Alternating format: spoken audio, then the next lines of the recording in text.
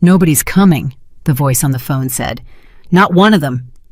Garrett Hale smiled, poured himself a scotch, and toasted the empty air. Upstairs, his cousin, the most feared man in Boston, sat alone at a table set for 30 people.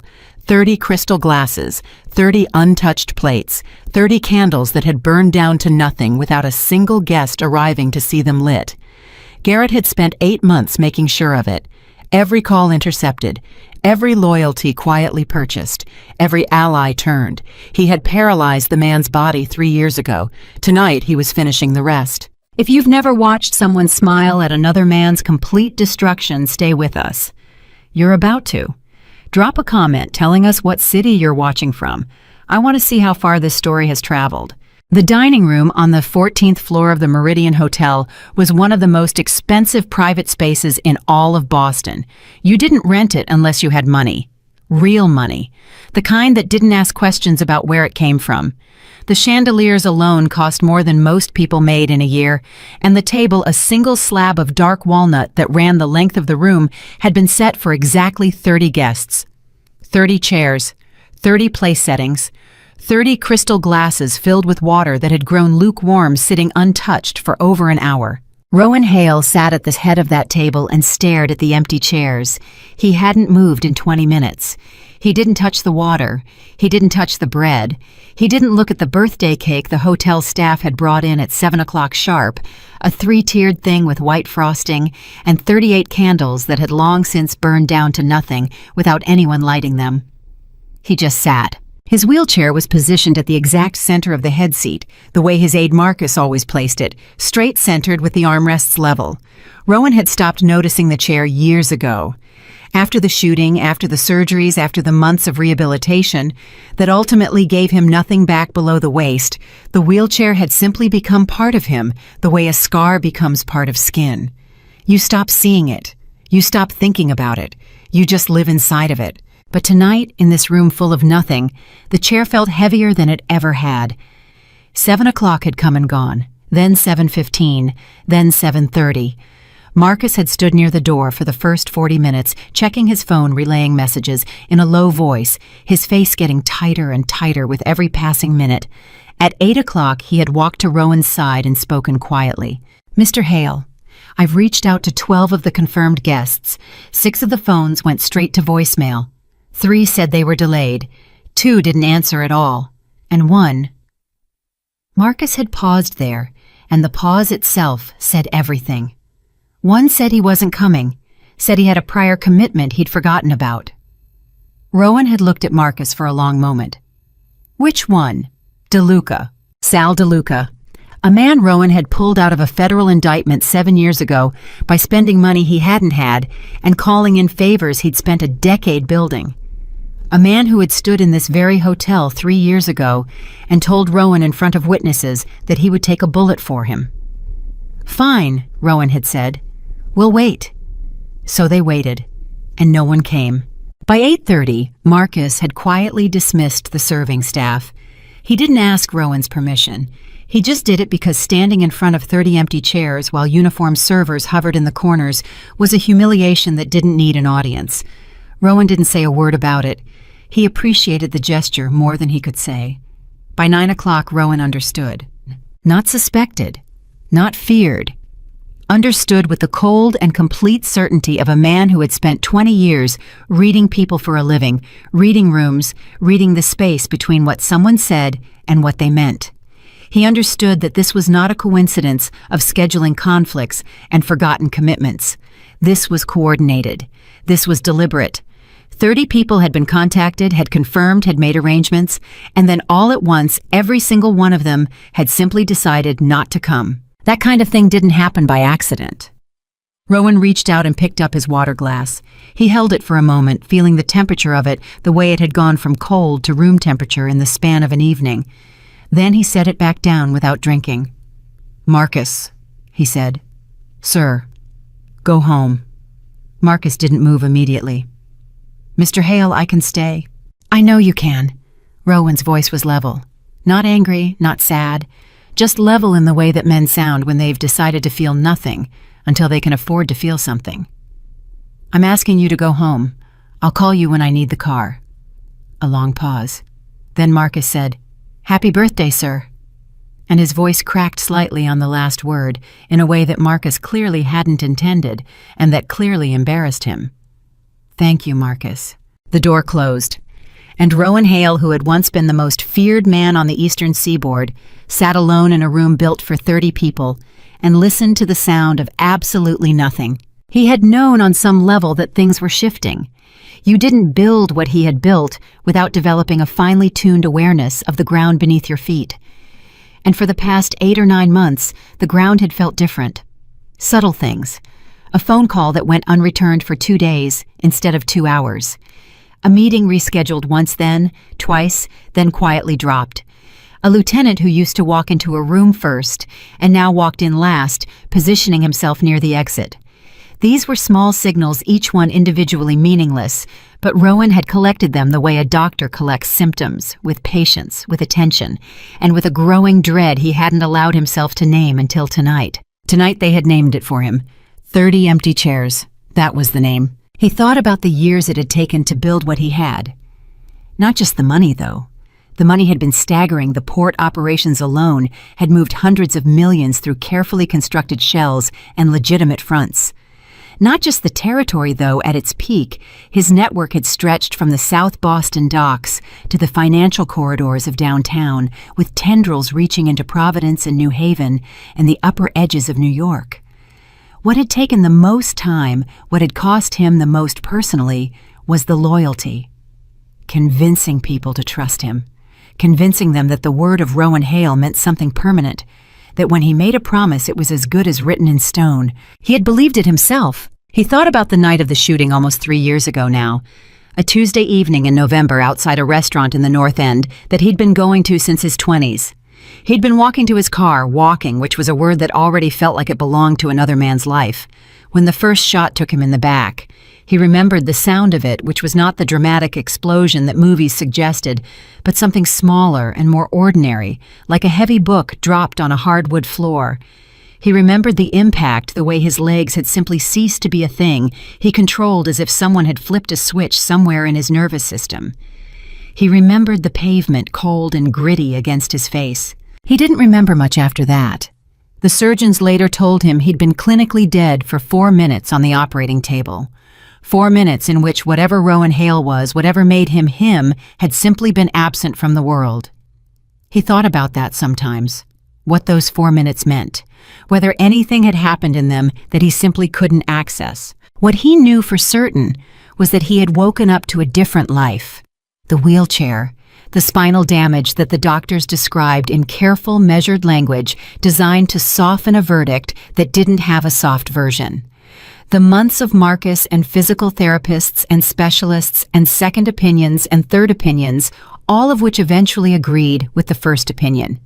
And then the slow, terrible process of rebuilding something, not his body, which was beyond rebuilding, but himself, his presence, his authority, his ability to walk into a room that he could no longer walk into and make everyone in it understand that he was still the most dangerous man there. He had done it.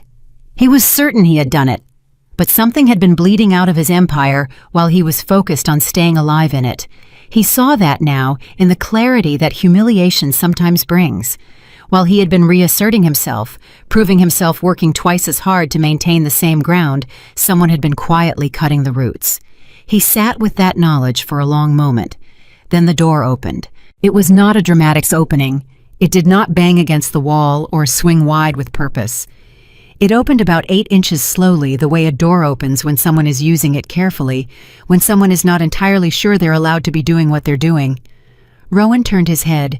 In the gap of the door stood a little girl. She was small, even for what he guessed was her age, which he put at somewhere around 5 or 6. Dark hair slightly tangled, pulled into a ponytail that had mostly escaped its band and was hanging loose around her ears. She was wearing a white shirt with a small pink butterfly printed on the front, and her shoes, he noticed the shoes, which were the kind that light up when you step with small red lights along the sole, were slightly too big for her feet, shifting when she moved. She looked at Rowan. He looked at her. Neither of them said anything for a moment. The girl's eyes moved around the room with the frank, comprehensive curiosity of a child who hasn't yet learned to pretend she isn't looking at something. She took in the table the candles, the plates, the cake. Then she looked back at him. "This is a lot of food," she said. "It is," Rowan agreed. She pushed the door open a bit wider and took 2 steps inside, still looking at the table. "Is someone else coming?" Rowan looked at the 30 empty chairs. "No," he said. "I don't think so." She seemed to consider this with the seriousness that children sometimes apply to information they find unusual. Her head tilted slightly to the side. Were they supposed to? They were supposed to, but they didn't come. They didn't come. Another pause. The girl walked 3 more steps into the room, close enough now that he could see her more clearly. She had a small scab on her chin that was starting to heal, and her eyes were dark brown and very direct. She looked at the cake. "Is that a birthday cake?" "It is." "Is it your birthday?" "It is." She looked from the cake back to him. "And nobody came to your birthday?" Rowan didn't answer right away. In 20 years of being one of the most feared men in this city, he had sat across from federal prosecutors and rival bosses and men who wanted him dead and never once flinched. He had looked at worse things than this question and answered without blinking.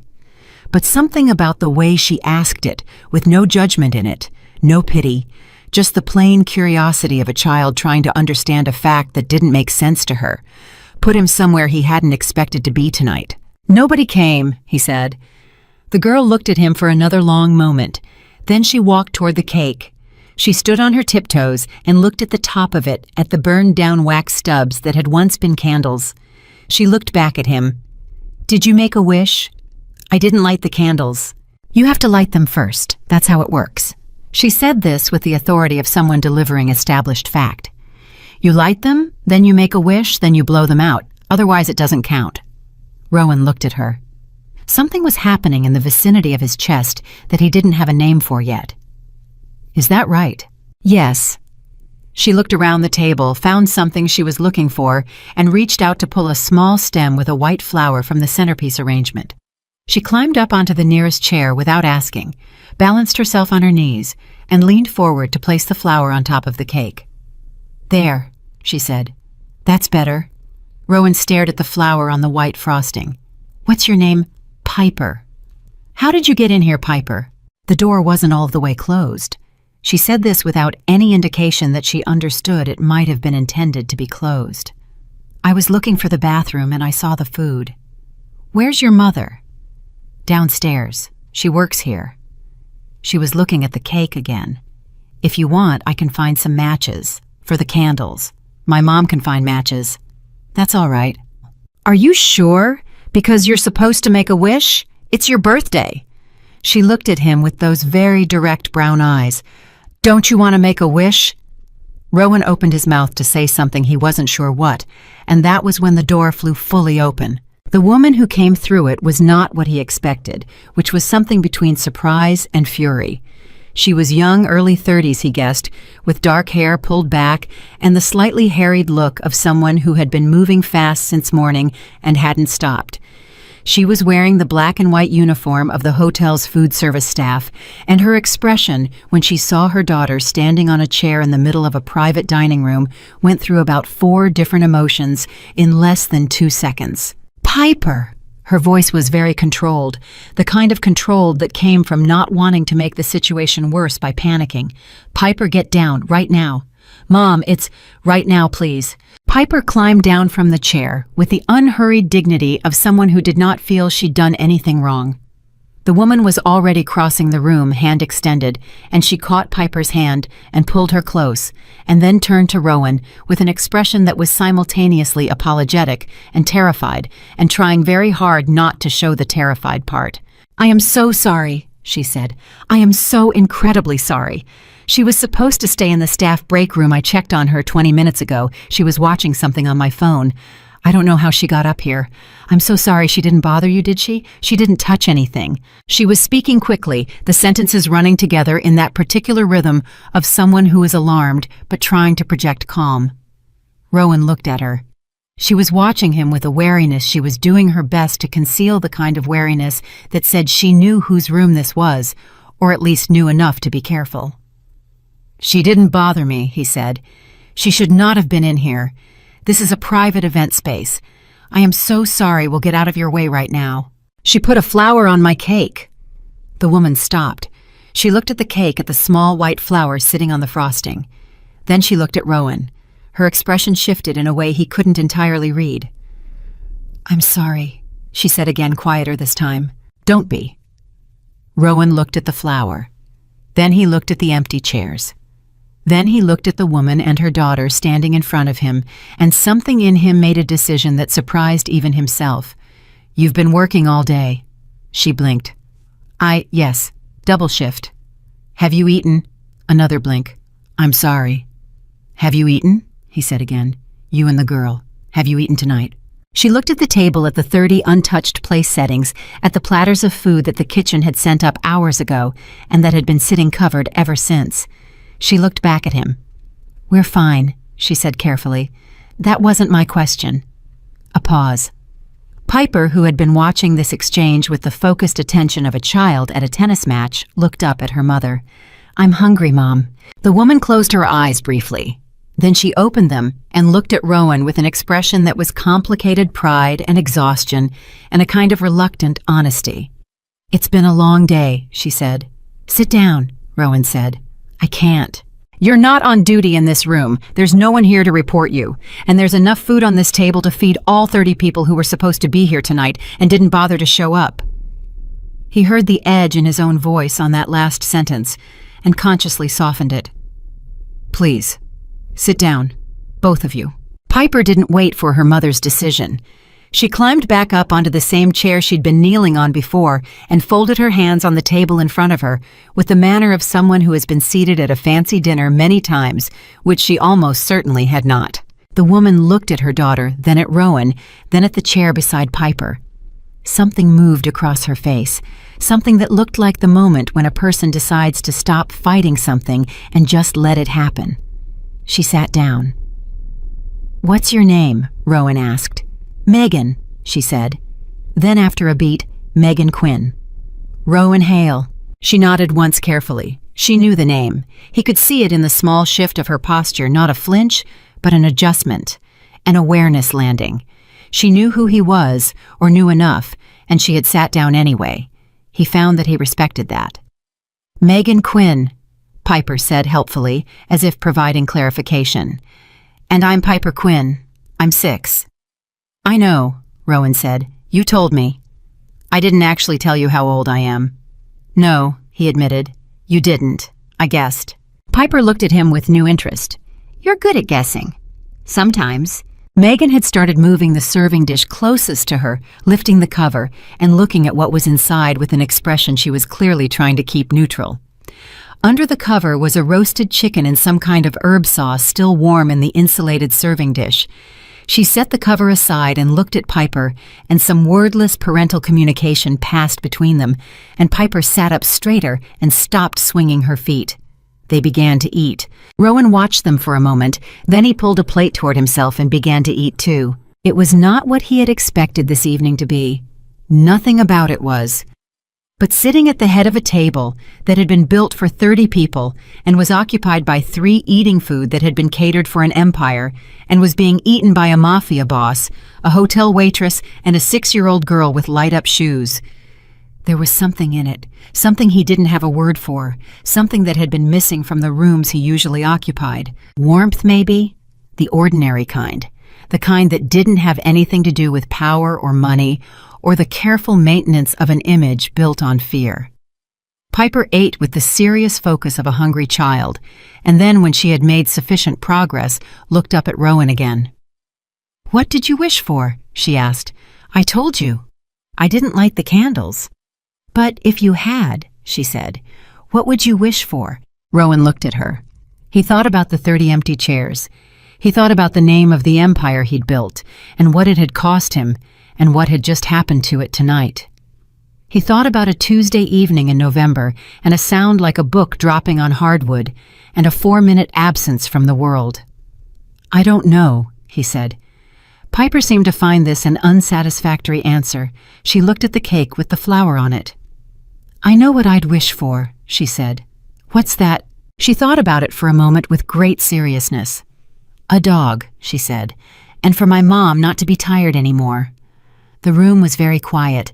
Megan, who had been focused on her plate, looked up at her daughter. Something moved across her face that she clearly wasn't expecting to feel in this moment and in this room, and she looked away quickly. Rowan looked at the flower on the cake. "Those are good wishes," he said. "I think so," Piper agreed. She picked up her fork again. "You should think of yours for next time." Rowan looked at the empty chairs. He looked at the candles that had never been lit, and the flower that had been placed without being asked, and the woman beside him who was still not looking at him, but whose hand had moved quietly to rest on her daughter's back. "I'll think about it," he said. Outside in the corridors of a city that still believed he was untouchable, something was moving. Phones were being turned off, messages were being deleted, accounts were being quietly shifted into configurations that would be very difficult to explain. A war that had been building in silence for the better part of a year was moving into a different phase one where silence would no longer be enough to contain it. Rowan Hale, sitting at the head of an empty table with a flower on his birthday cake, did not know yet exactly how bad it was going to get, but he knew it was coming. He had known for months. He had known the way you know when weather is changing, not from a single cloud, but from the quality of the air itself, from a pressure that builds so gradually you almost don't notice it until the sky breaks. He put down his fork and looked at the room. He looked at Megan Quinn, who was feeding her daughter birthday cake now with the careful, deliberate cheerfulness of a woman who has decided that something good will come out of this evening, regardless of what it cost her to get here. He looked at Piper, who had frosting on her chin, and was completely unbothered by it.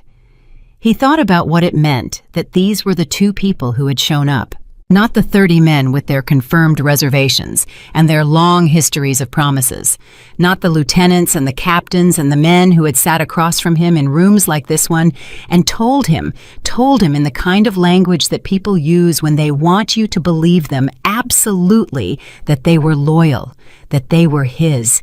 Two strangers, a woman who had worked a double shift and hadn't eaten dinner, a child looking for a bathroom who had thought to put a flower on a lonely man's cake. Rowan looked at the flower. He thought I built an empire on the wrong things. And then underneath that thought, quieter and more dangerous and more honest than anything he had allowed himself to think, in a very long time I have to figure out who did this. Because the 30 empty chairs weren't just an insult. They weren't just a sign that loyalty had frayed at the edges. What happened tonight was a message coordinated, deliberate, and sent by someone who had enough reach inside his network to pull 30 confirmations simultaneously. Someone who knew his guest list. Someone who had access to the communication channels that ran through his inner circle. Someone close. He looked at the untouched crystal glasses, the perfect place settings, the burned-down stubs of 38 candles. He looked at all of it with the eyes that had built an empire once and understood with cold clarity that they could do it again. But first, he needed to understand what he was up against. And he needed to do it before whoever had orchestrated tonight decided that empty chairs were only the beginning. The cake sat on the counter of the staff break room on the 3rd floor, what was left of it. 2 slices missing the flour still on top, slightly tilted now from where Piper had adjusted it twice during dinner. Megan had carried it down herself after Rowan had told her in a tone that didn't leave room for argument to take it. "It'll go to waste otherwise," he'd said, and she hadn't had the energy or the nerve to refuse a man like that twice in one evening. That had been 4 days ago. Megan still thought about it. Not constantly, she didn't have the luxury of constantly. Her life ran on a schedule that left very little room for reflection up at 5:30 Piper, to her mother's apartment by 6:45, on the subway by 7, at the hotel by 7:45 first shift, starting at 8. If she was lucky, she grabbed a coffee before the breakfast rush hit.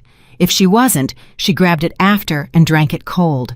She'd been doing this for 11 months, since her mother's first hospitalization, since the medical bills started arriving in envelopes.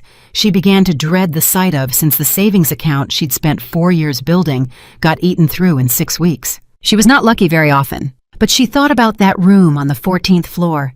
She thought about the 30 empty chairs and what they meant to a man like Rowan Hale, who was not a man she should have been in the same room with, who was not a man you sat down to birthday cake with if you had any sense of self-preservation. She'd known his name before she'd known his face. Everyone who worked in this city long enough knew the name. It moved through conversations differently than other names, quieter with more space around it, the way people talk about things they respect and fear in equal measure. She thought about the way he'd looked at Piper when she put the flour on the cake. She couldn't describe it exactly. It wasn't soft exactly. It was more like something cracking open that had been sealed shut for a long time. Something shifting behind the eyes of a man who had spent years making sure nothing shifted in front of anyone. She thought about it, and then she told herself to stop thinking about it, and then she went to check on a table of 8 in the main dining room and forgot about it for 2 hours, which was the best she could do. What she didn't know, what she had no way of knowing, was that Rowan Hale had also not stopped thinking about it. He had spent 4 days running parallel operations that occupied completely separate parts of his mind, which was a skill he'd developed over 20 years of living in a world where showing what you were thinking could get you killed. On the surface, he was doing what he always did, reviewing financials, taking meetings, maintaining the appearance of an empire running smoothly on its usual mechanisms. Marcus drove him to 2 different offices and 1 warehouse, and a lunch with a legitimate attorney who handled the cleaner side of his business holdings. He answered emails. He returned calls. He said what needed to be said to the people who needed to hear it, and nothing more. Underneath that, he was counting. He was counting backwards through every interaction in the past 8 months, looking for the pattern he now knew was there. The 30 empty chairs had not happened spontaneously. That kind of coordinated silence required planning, required someone inside the network with enough access and enough reach to make 30 separate decisions happen simultaneously, which meant the trail had to start somewhere. A word said in the wrong room, a communication channel that shouldn't have been used, a payment that moved in a direction it wasn't supposed to move. He was counting and he was building something, and he was doing it quietly enough that nobody around him knew it was happening. Except Finian. Finian Marsh had been Rowan's head of security for 6 years, which in their world was approximately the equivalent of a geological epoch. He was 44 broad-shouldered and so consistently underestimated by everyone who met him that Rowan had long since stopped trying to correct the impression. People looked at Finian and saw a big, quiet man who stood near doors. What he actually was the person Rowan trusted more than anyone alive, a distinction that had been earned not through gestures of loyalty, but through 11 years of small, unglamorous, consistent reliability, showing up exactly when he was supposed to, doing exactly what he said he would do, never once taking advantage of what he knew or what he could access. On the morning of the 5th day after the birthday, Finian came into Rowan's office and closed the door and stood with his back against it. "I've been pulling the call logs," he said, "the ones from the 6 weeks before the dinner." Rowan looked up from his desk. And Finian walked forward and set a printed sheet on the desk. "There's a pattern in the contact sequence. The calls going out to your guest list, 12 of them, were preceded by a separate call from the same number, same time frame, always 2 to 4 days before your personal invitations went out." He paused. "That number routes back to a burner which we can't trace directly, but the cell towers it pinged put it in the financial district every time it was used." Rowan looked at the sheet. He looked at the pattern. Someone was preempting the invitations. Getting there first, telling people something before your invites arrived. Finian's voice was level. "We don't know what was said, but whatever it was, 12 out of 30 people heard it and still confirmed with you, and then didn't come. 12 people who had looked him in the face or heard his name from Marcus and said, 'Yes, I'll be there,' and then took the money or the threat or whatever was being offered from the other direction and sat at home on his birthday night instead." Rowan set the sheet down. He was quiet for a moment. "The financial district." "Yes." He thought about this. "That narrows it." "It does," Finian said. "Considerably." He didn't say the name. Neither of them said the name. But the financial district and the access to the guest list and the sophistication of what had been done, those 3 things assembled together pointed somewhere specific. Pointed to someone who had been in Rowan's inner circle long enough to understand exactly how it operated. Someone family. Rowan looked out the window and said nothing for a long time. Then he said, "Keep pulling. I want the financial logs from the last 6 months. Every account, every transfer, every flag that got cleared without a full review." "That'll take time." "Take it." Finian nodded, picked up the sheet and moved toward the door. He stopped with his hand on the handle. "There's something else." "Tell me." "The woman from the hotel, the waitress." He said it carefully without emphasis, which was how Finian delivered information he thought mattered. "Her name's Megan Quinn. Single mother, 1 child. She's been working double shifts at the Meridian for 11 months. Her mother is a patient at Mass General Cardiac Issues ongoing treatment." A pause. "She's carrying a significant amount of medical debt." Rowan was very still. "Why are you telling me this?" "Because 2 nights ago she was approached in the hotel parking garage by a man named Sully Dreyer." Another careful pause. "Dreyer works collection for a lender named Pete Cahill. Cahill operates out of Charlestown. He runs high-interest personal loans mostly to people who can't qualify for bank credit." Finian stopped. "Her mother took one, 18 months ago. The terms were not good." Rowan turned this over. "How much?" "The original was $40,000. With what she's paid and what the terms have added, the balance is closer to 78. The number sat in the room. "What did Dreyer say to her in the garage?" "He reminded her of the balance," Finian said. "He told her Cahill was losing patience. He told her she had 2 weeks to make a significant payment or there would be consequences." "What kind of consequences?" "He wasn't specific." A beat. He didn't have to be. Rowan said nothing for a long moment. His hands were very still on the desk in front of him. "She working tonight. Second shift starts at 4. Keep an eye on Dreyer." His voice had shifted into something that was not quite cold and not quite warm, but was very precise. "If he goes near that hotel again, I want to know about it within 5 minutes." Finian looked at him for a moment. Not challenging, just reading. "Understood," he said and left. Rowan sat in the quiet of his office and thought about a 6-year-old girl with light-up shoes who had put a flower on a birthday cake and asked a simple question that nobody in his world ever asked him. He thought about a woman who had sat down at his table, not because she wasn't afraid, but because she'd decided to anyway, and who had left that night with a cake she probably fed her daughter for breakfast the next morning because she was working with 11 months of double shifts and a debt that had grown from 40,000 to 78, and a mother in the hospital and no margin for anything to go wrong. He pulled out his phone and looked at it for a moment. Then he put it back down. He needed to keep his distance. He understood that. Megan Quinn did not need to be inside whatever was building around him right now. Whatever was coming, and something was coming. The pull logs and the pattern and the name he wasn't saying yet were all pointing towards something that was going to get loud before it got quiet. She did not need to be anywhere near it when it arrived. He understood that clearly. He also understood that Pete Cahill was not going to wait for him to finish being careful. That evening in the hotel's main dining room, Megan Quinn was refilling water glasses at a table of 6 when her phone buzzed in her apron pocket. She ignored it, finished.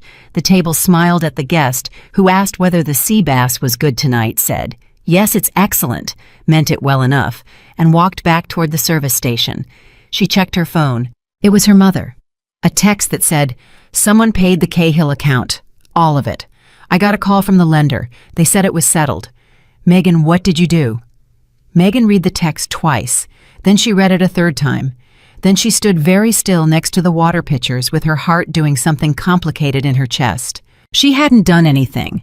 She had $53 in her checking account and a credit card that was maxed at its limit, and a payment plan with the hospital that she was one missed paycheck away from defaulting on. She had not paid $78,000 to anyone because $78,000 was not a sum she had ever possessed in her entire life. She called her mother back immediately. "Mom, say that again." "The man from the loan company called this afternoon. He said the account had been settled, in full. He said we don't owe them anything." Her mother's voice was shaking slightly. "Megan, I don't understand. Did you borrow money from someone? Are you in trouble?" "No," Megan said. "I'm not in trouble. Give me a few hours." "Okay, I'll call you tonight." She hung up and stood there with the phone in her hand. Her mind went immediately and entirely to one place. She thought, no. She thought, that's not possible. She thought, why would he do that? She thought, I need to not think about why he would do that.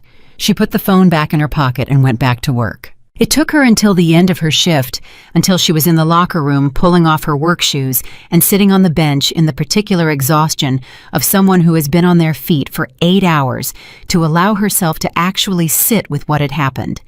$78,000. Gone. Settled. An account that had been hanging around her mother's neck, around both their necks, like a weight that got heavier every month, regardless of how hard she swam. She wasn't naive. She knew how that kind of money got moved and by whom and at what cost. She knew that things that came from people like Rowan Hale did not come without a shape to them, without an expectation attached on the other side. She had been raised by a woman who had spent her whole life working for what she had, and who had instilled in her daughters a particular allergy to obligation, to being owed, to being in the kind of debt that couldn't be repaid with money. But she also knew that a man who was going to use a kindness against you didn't usually do it quietly in the middle of the night without telling you. People who wanted leverage announced it. They made sure you knew what you owed them, so you felt it every time you looked at them. Rowan Hale had not said a word. She thought about going up to the 14th floor. She thought about finding Marcus, whose name she'd been told by one of the senior staff weeks ago, and leaving a message. She thought about writing something and leaving it at the front desk. She thought about all of these things and sat on the bench in the locker room and did none of them because she didn't know what to say, and because part of her understood in a way she wasn't entirely comfortable with, that whatever had just happened was not a transaction.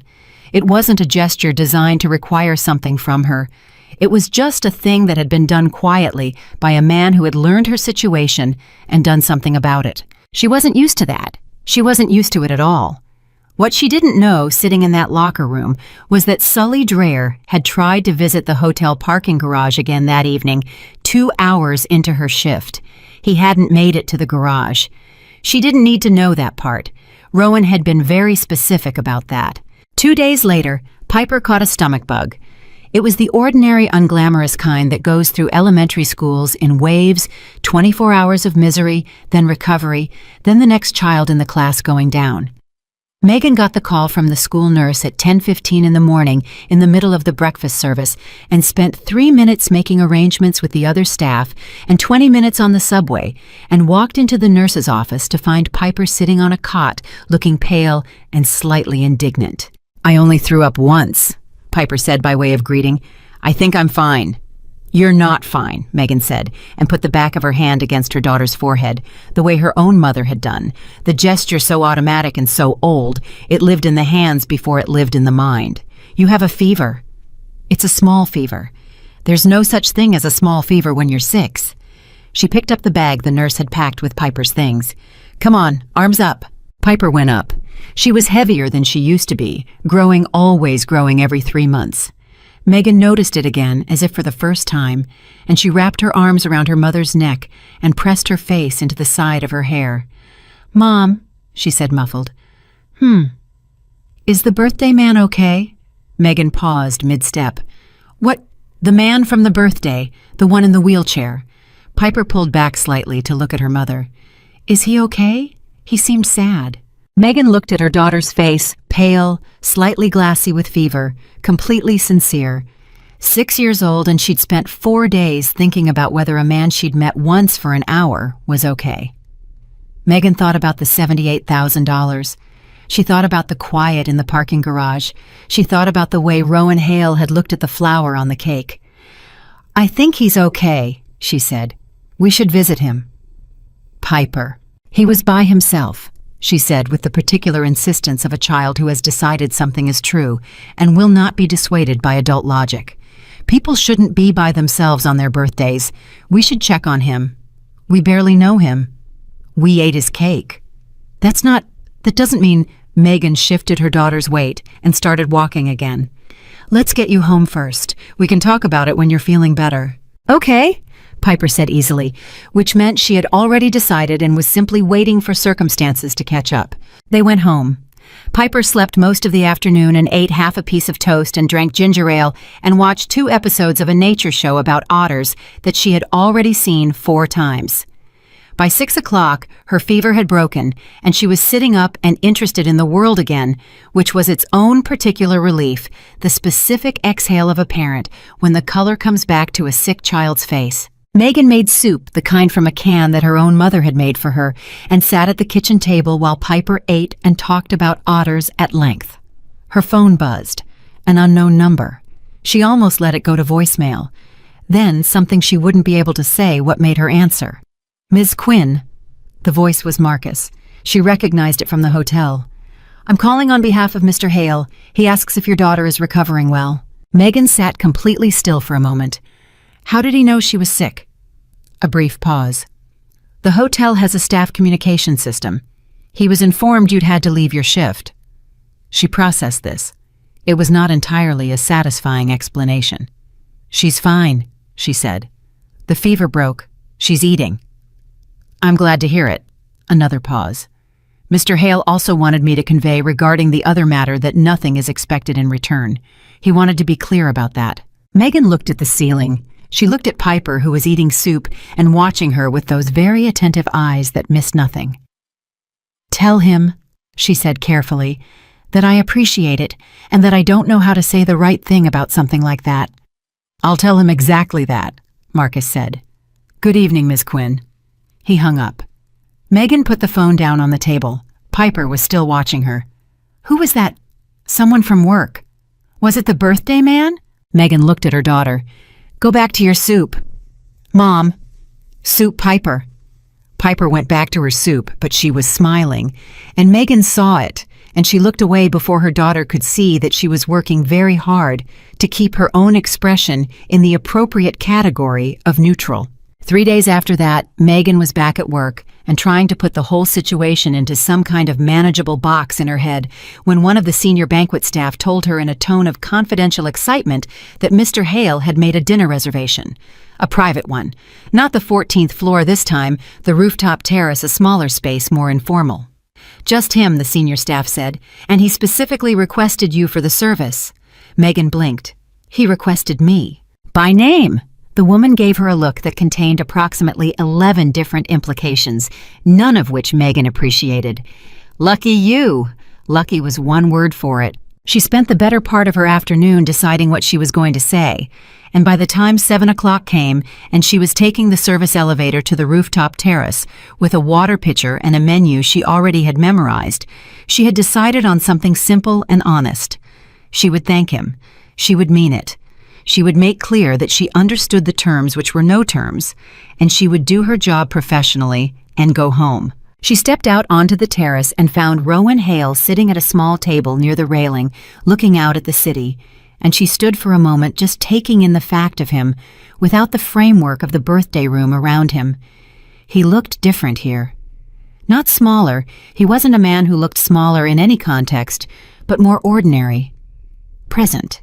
Like a person, rather than a reputation. He turned when he heard her footsteps. "Ms. Quinn?" "Mr. Hale." She set the water down and poured his glass. Her hands were steady. She was proud of that. "The kitchen has a tasting menu tonight, if you'd like to hear it." "In a moment." He looked at her. "How's Piper?" "She's at my mother's, completely recovered, talking about otters." Something shifted in his expression. "Otters?" "She saw a documentary. We're in the educational phase. It'll be sharks in about 2 weeks." He looked at her for another moment. Then he said, "Sit down." "I'm working." "I know. Sit down anyway." She sat. She set the water pitcher on the table and folded her hands and looked at him directly because she'd decided that was the approach. Direct, equal, not deferential, not confrontational, just honest. "The account," she said. "Yes. You didn't have to do that." "I know. I'm not going to pretend I know how to square something like that. I've spent 3 days trying to figure out what you're supposed to say to someone who does something like that, and I haven't come up with anything that doesn't sound completely inadequate." Rowan was quiet for a moment. "You don't have to say anything." "That's what Marcus said." "Marcus is right. It's a lot of money," she said, "for a stranger." He looked at her. Piper put a flower on my birthday cake. The sentence sat between them simply. Megan looked at the table. She felt something in her chest doing the complicated thing again, the same thing it had done in the locker room. She'd been working since she was 16 years old. She'd learned early and without bitterness that the world did not give out what it did not receive. That kindness was a transaction most of the time, and a surprise occasionally, and that the appropriate response to a surprise was gratitude followed by caution. She was grateful. She was also, despite herself, not feeling the caution she knew she should be feeling. "I'm going to pay you back," she said. "I don't know when. I don't know how long it'll take. But I'm going to." "You don't have to." "I know I don't have to." She met his eyes. "I want to." "That's different." He looked at her for a long moment. Something in his face did the shifting thing again, the thing she'd seen in the birthday room, the crack opening in something that had been sealed. "All right," he said, "if that's what you want." "It is." A pause, then she said, "Can I ask you something?" "You can ask." "The birthday, the empty room." She said it carefully. "Has anyone explained it to you? Why nobody came?" His expression changed in a way that was very subtle and told her something precise. She had stepped somewhere real. "Not yet," he said, "but you know something." "I know some things." She looked at him. He looked like a man carrying something he'd been carrying alone for a long time, not bent under it, because he was not the kind of man who bent, but aware of the weight, aware of it in every carefully controlled line of his posture. "I'm sorry," she said, "that nobody came." He said nothing for a moment. Then, 30 people and I built something with all of them. Years, favors, money, time, and your daughter was the one who showed up with a flower. She doesn't have much of a filter, Megan said. She just sees what's in front of her. "I know." He looked out at the city. "I used to think that was a disadvantage." And now, he turned back to her. For a moment he looked exactly like what he was, a 38-year-old man who had spent too long surrounded by people who wanted something from him, sitting across from someone who didn't, and not quite knowing what to do with that. "Now I'm less sure," he said. Megan poured his water again, even though it didn't need pouring, just to have something to do with her hands. Then she picked up the menu. "The tasting menu," she said. "The first course is a seared scallop with cauliflower puree. The kitchen does it well." "Then I'll have that," he said. She stood up. She was almost to the service entrance when he spoke again. "Ms. Quinn?" She turned. "Your daughter's invitation stands, if she wants to visit." He said it without weight, without agenda, just as a plain statement of fact. "She can come. I don't have a dog for her, but I have a better birthday cake than that one was." Megan looked at him for a moment. Then she said, "I'll tell her. She'll say yes immediately, and you should know that before you offer." "I figured," he said. She went back inside. In the elevator going down, she leaned against the wall and let out a breath she'd been holding for approximately 2 weeks. Below the hotel in the city that believed it understood Rowan Hale, things were moving that he was only beginning to map. Financial accounts shifting in configurations that would take months to fully untangle. A name in the financial district on a burner phone connected to 30 broken promises. A pattern in the call logs that Finian had been staring at for 5 days, and that was starting to assemble itself into a picture none of them wanted to see. The picture had a face in it. Rowan didn't know yet, not with certainty. He was still counting, still building the case with the patience of a man who understood that acting before the evidence was complete was the only mistake that couldn't be corrected. He had learned this over 20 years in a world where the wrong conclusion drawn too early cost people everything. He was being careful. But in his chest, in the place where the counted evidence was accumulating, the name was already there. Had been there probably for longer than he'd let himself admit. The way some truths arrive, not as a revelation, but as a recognition. Not as something new, but as something you'd known and hadn't allowed yourself to know. He sat on the rooftop terrace in the evening air and looked out at Boston and thought about his cousin. He thought about the face of a man he'd grown up beside, a man who'd sat at his table for 20 years and learned everything there was to know about how Rowan Hale operated. A man with access to guest lists and communication channels and financial structures and the kind of intimate knowledge of the empire's architecture that could only come from having been trusted with it completely. A man who had smiled at him across a dozen dinners and said with the warmth of family how good it was that they had each other. Rowan looked at the city. The candles on his birthday cake had never been lit. The wish had never been made. But something had started in that room that Rowan hadn't expected. Something small and ordinary and completely outside the categories in which he'd organized his life. A flower on a cake. A child's question asked without fear. A woman who sat down because she'd decided to even knowing who he was. He didn't know yet what to do with it. He didn't know how to hold something that simple without it getting broken by the world he lived in. But he knew it had happened. And underneath everything else, underneath the counting and the planning and the gathering of evidence and the name he wasn't saying out loud yet, he held it carefully, like a flower, like something that could still be lost. Piper came on a Saturday. Megan had spent the entire Friday evening telling herself she wasn't going to allow it running through all the reasonable arguments in her head while she made dinner and helped with a worksheet about addition and listened to another 15 minutes of otter facts. She knew who Rowan Hale was. She knew what his world looked like from the outside, and she had enough imagination to guess what it looked like from the inside. She knew that the right thing, the sensible, protective, motherly thing, was to keep her daughter away from all of it. And then Piper had looked up from her worksheet and said very simply, "Mom, we said we'd check on him." And Megan had looked at her daughter's face and understood that she had already lost this particular argument 3 days ago without knowing it.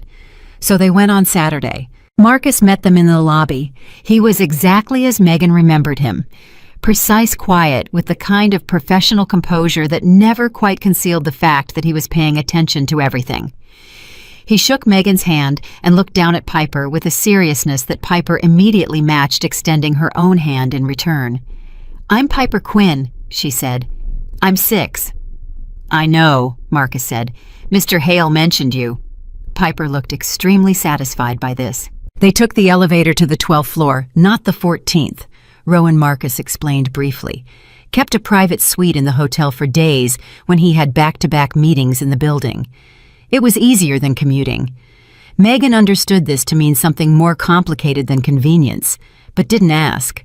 She was managing her own nerves with the same system she used for everything: forward momentum, one step at a time.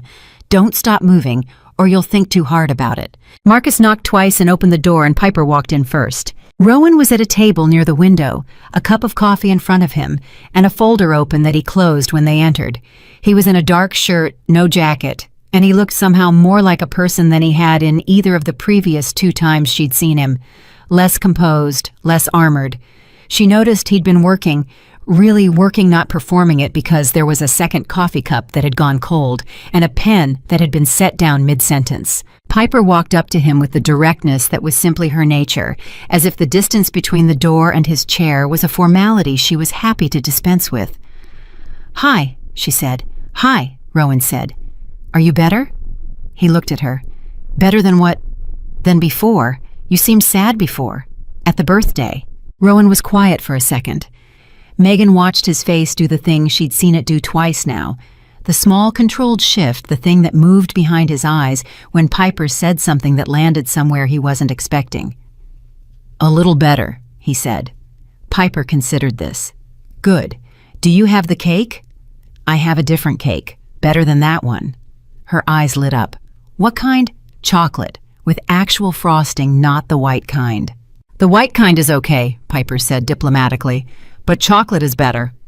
She pulled out the chair across from him and sat down and put her hands on the table, and just like that, as naturally as breathing, she was simply there, occupying his space, making herself at home in the life of a man that grown adults were careful to give wide berth. Megan sat in the chair beside her daughter and put her hands in her lap and thought, this child is going to either save the world or cause considerable chaos, and she genuinely could not predict which. What followed was something she hadn't anticipated and couldn't entirely explain afterward. They talked. Not politely, not in the careful surface-level way that adults talk when they're in an unfamiliar room with an unfamiliar person, but actually talked the way people talk when something has already been established between them. Piper led most of it, with the unself-conscious authority of someone who considers conversation a basic right. She told Rowan about the otter documentary, and about her teacher, Mrs. Ramos, who was nice but gave too much homework, and about the girl at school named Sophia, who had a lunchbox shaped like a pineapple, and that Piper found this impressive and planned to ask for one for her birthday. Rowan listened to all of it, not with the patient tolerance of an adult enduring a child's monologue, but with genuine attention, asking questions at the right moments. What kind of otters? Why pineapples specifically? How much was too much homework in Piper's considered opinion? And Piper answered each one with the seriousness of a subject matter expert being properly consulted. Megan watched them and felt something in her chest doing the complicated thing again, but quieter this time. Less alarming. More like something settling. Marcus brought the chocolate cake at 10:30. Piper examined it with the focused attention of a professional. "It's very good," she announced after the first bite. "You should put a flower on it, though." "I don't have a flower," Rowan said.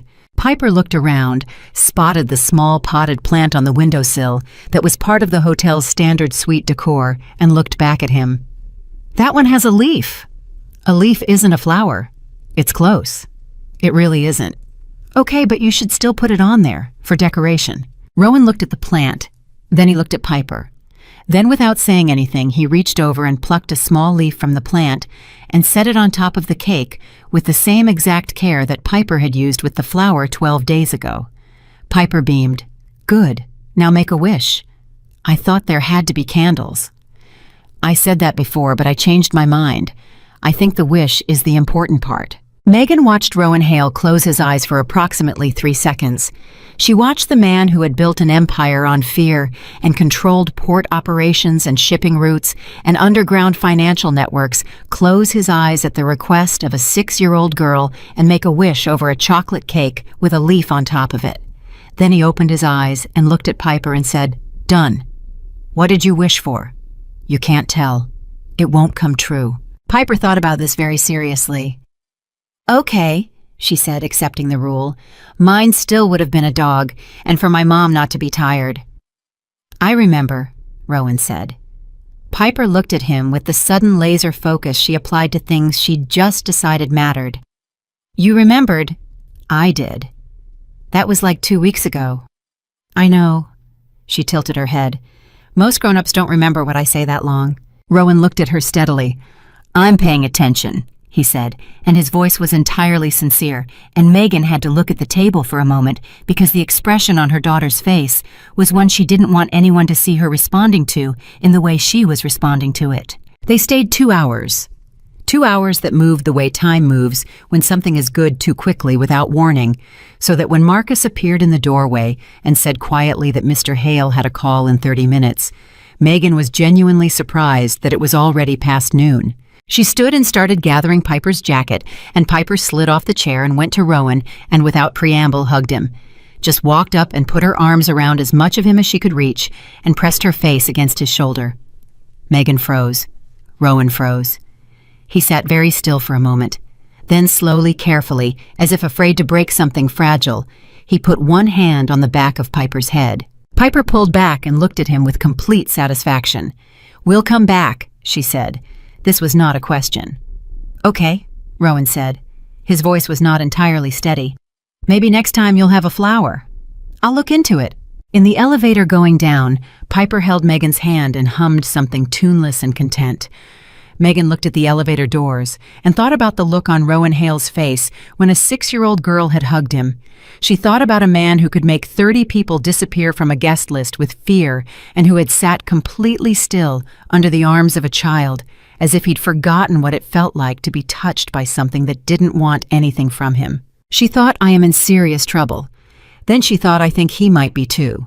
Then the elevator opened, and she decided firmly to table this entire line of thinking until further notice. They came back 2 weeks later. And 2 weeks after that.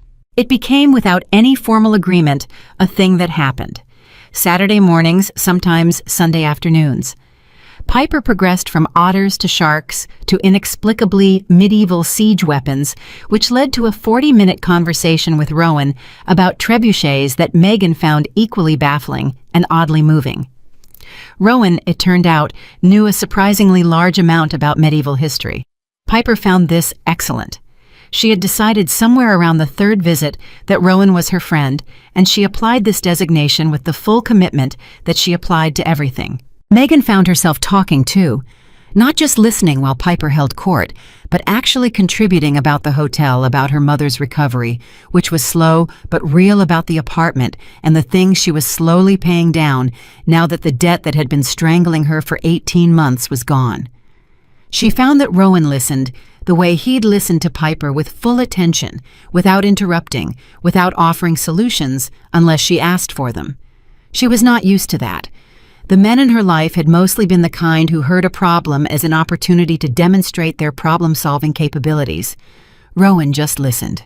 She found herself saying things she hadn't planned to say, about how tired she'd been for so long that she'd forgotten what not tired felt like, about how she'd trained herself to stop wanting things she couldn't afford to want, because wanting them just made the gap feel bigger.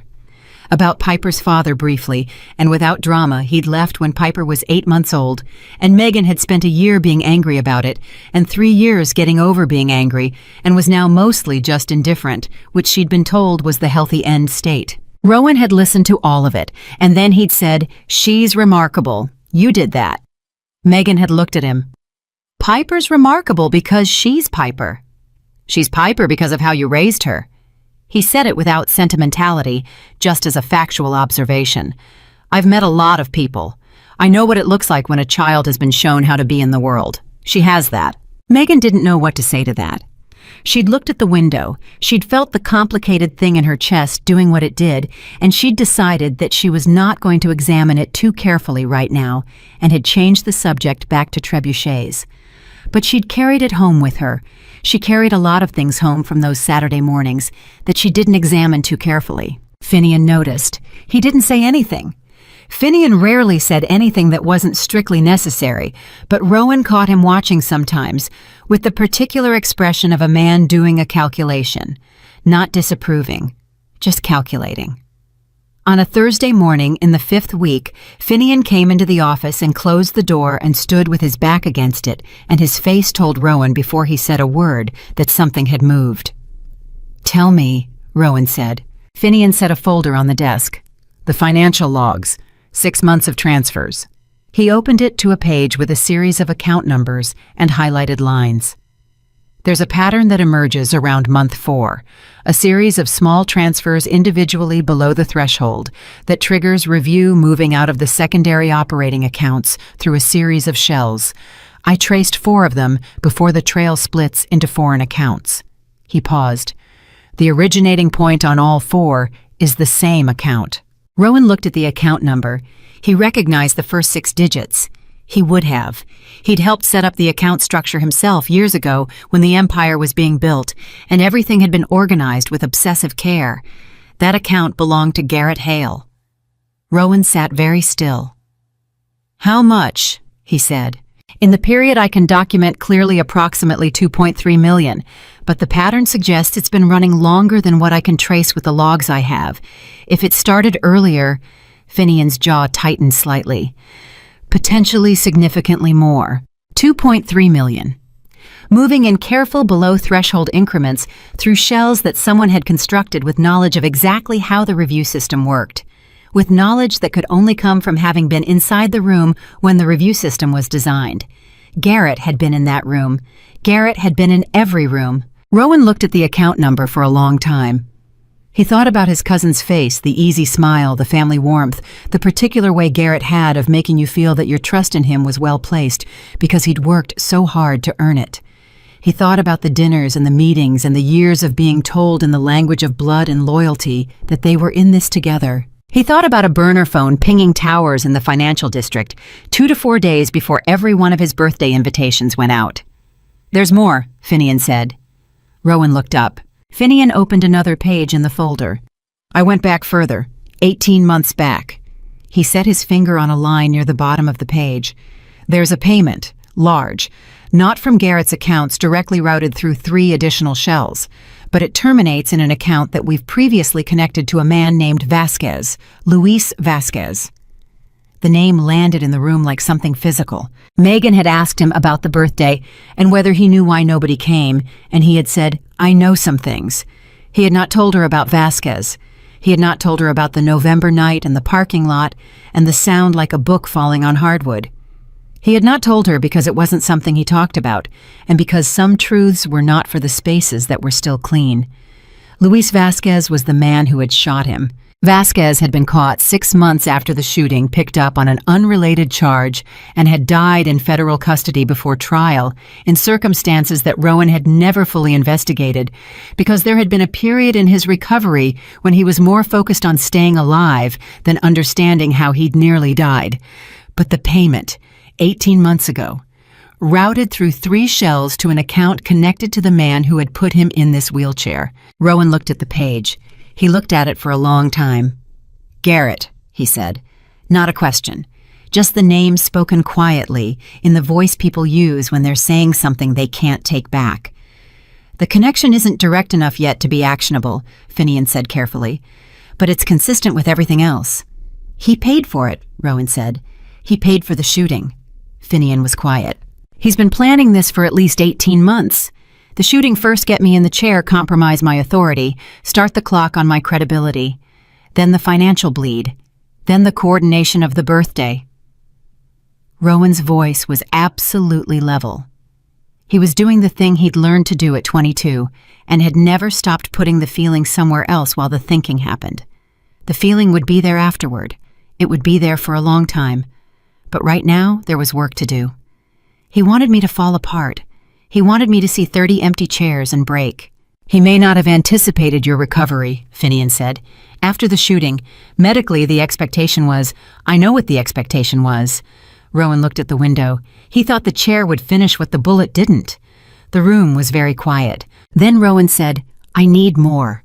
I need the connection to the shooting documented, and I need to know who else is involved, not just the 30 from the birthday, but who knew and helped plan it. Garrett didn't do this alone. He doesn't have the reach." "I'll keep pulling," Finian said. "And Finian." Rowan looked at him. "Nothing moves, not yet. We do this right or we don't do it." "Understood." Finian picked up the folder. Then he paused. "Mr. Hale." He said it in the specific way that meant what he was about to say was outside the normal category of their conversation. "The woman and the girl, the Quinns." Rowan looked at him. "If Garrett knows about them—" "He doesn't," Rowan said.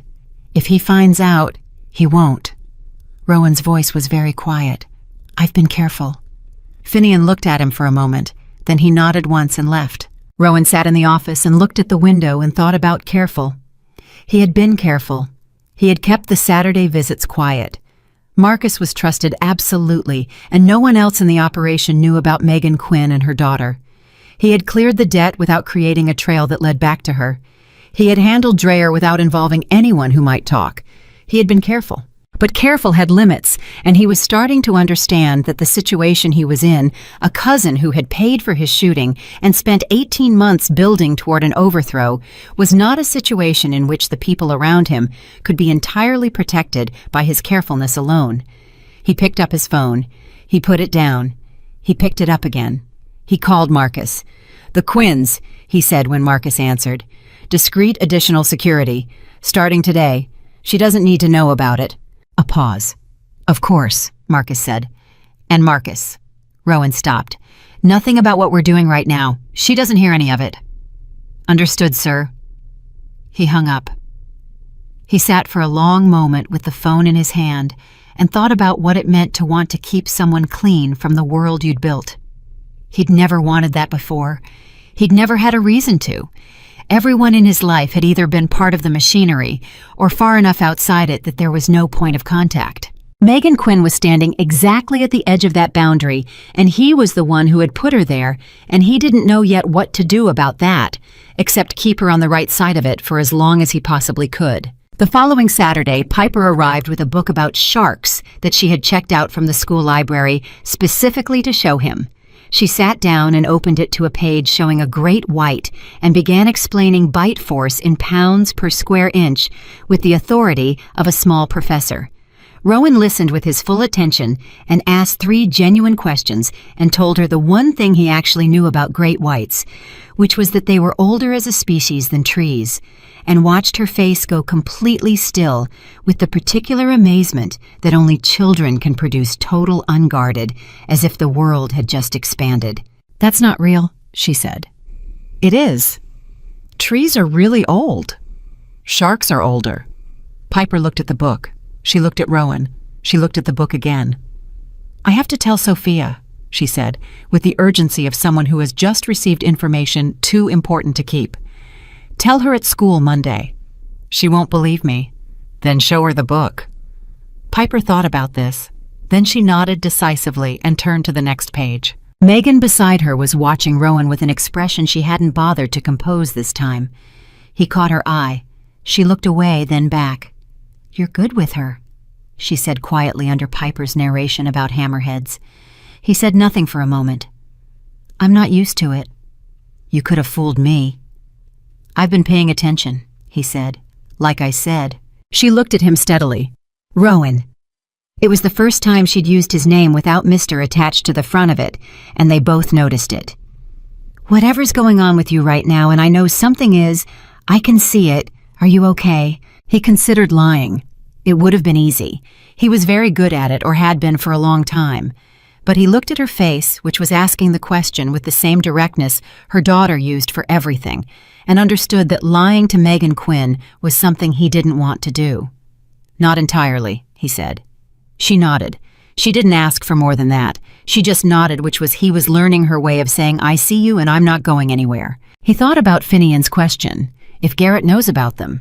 He thought about the $2.3 million in documented transfers and the payment to Vasquez and the 30 empty chairs and the 18 months of planning. He thought about a man who had sat at his table for 20 years and smiled with the warmth of family. And underneath all of it, underneath the cold and careful architecture of what he was building in Finian's office with the financial logs and the call records and the documented shell accounts underneath, all of that sitting in a room with a woman who had looked at him and asked if he was okay and waited for a real answer, he felt something shift. Not breaking. Not falling. Something harder than that and quieter. The beginning of a decision. He had built an empire on fear and held it together with the belief that loyalty could be purchased and maintained if the price was right. Garrett had proven in the most personal way possible that this was wrong, that everything built on that foundation was eventually available to the highest bidder. But something else existed. He was sitting across from it right now, something that didn't have a price on it because it had never been offered for sale. Something that had walked into his birthday room without knowing who he was and put a flower on his cake because a child had seen a lonely man and done the thing that felt right. He thought, "I don't know how to hold this without breaking it." He thought, "I have to figure it out anyway." Piper closed the shark book and looked up. "Mom," she said, "can we get pizza on the way home?" Megan looked at her daughter. "Maybe." "Rowan, do you like pizza?" Piper asked. He looked at this child who called him by his first name as if it had never occurred to her to do anything else. "I do," he said. "You should come with us sometime," she said. "They have really good pizza. It's not fancy like here, but it's better." Rowan looked at Piper. He looked at Megan, who was watching him with the expression she got when her daughter said something she hadn't expected and wasn't sure whether to qualify.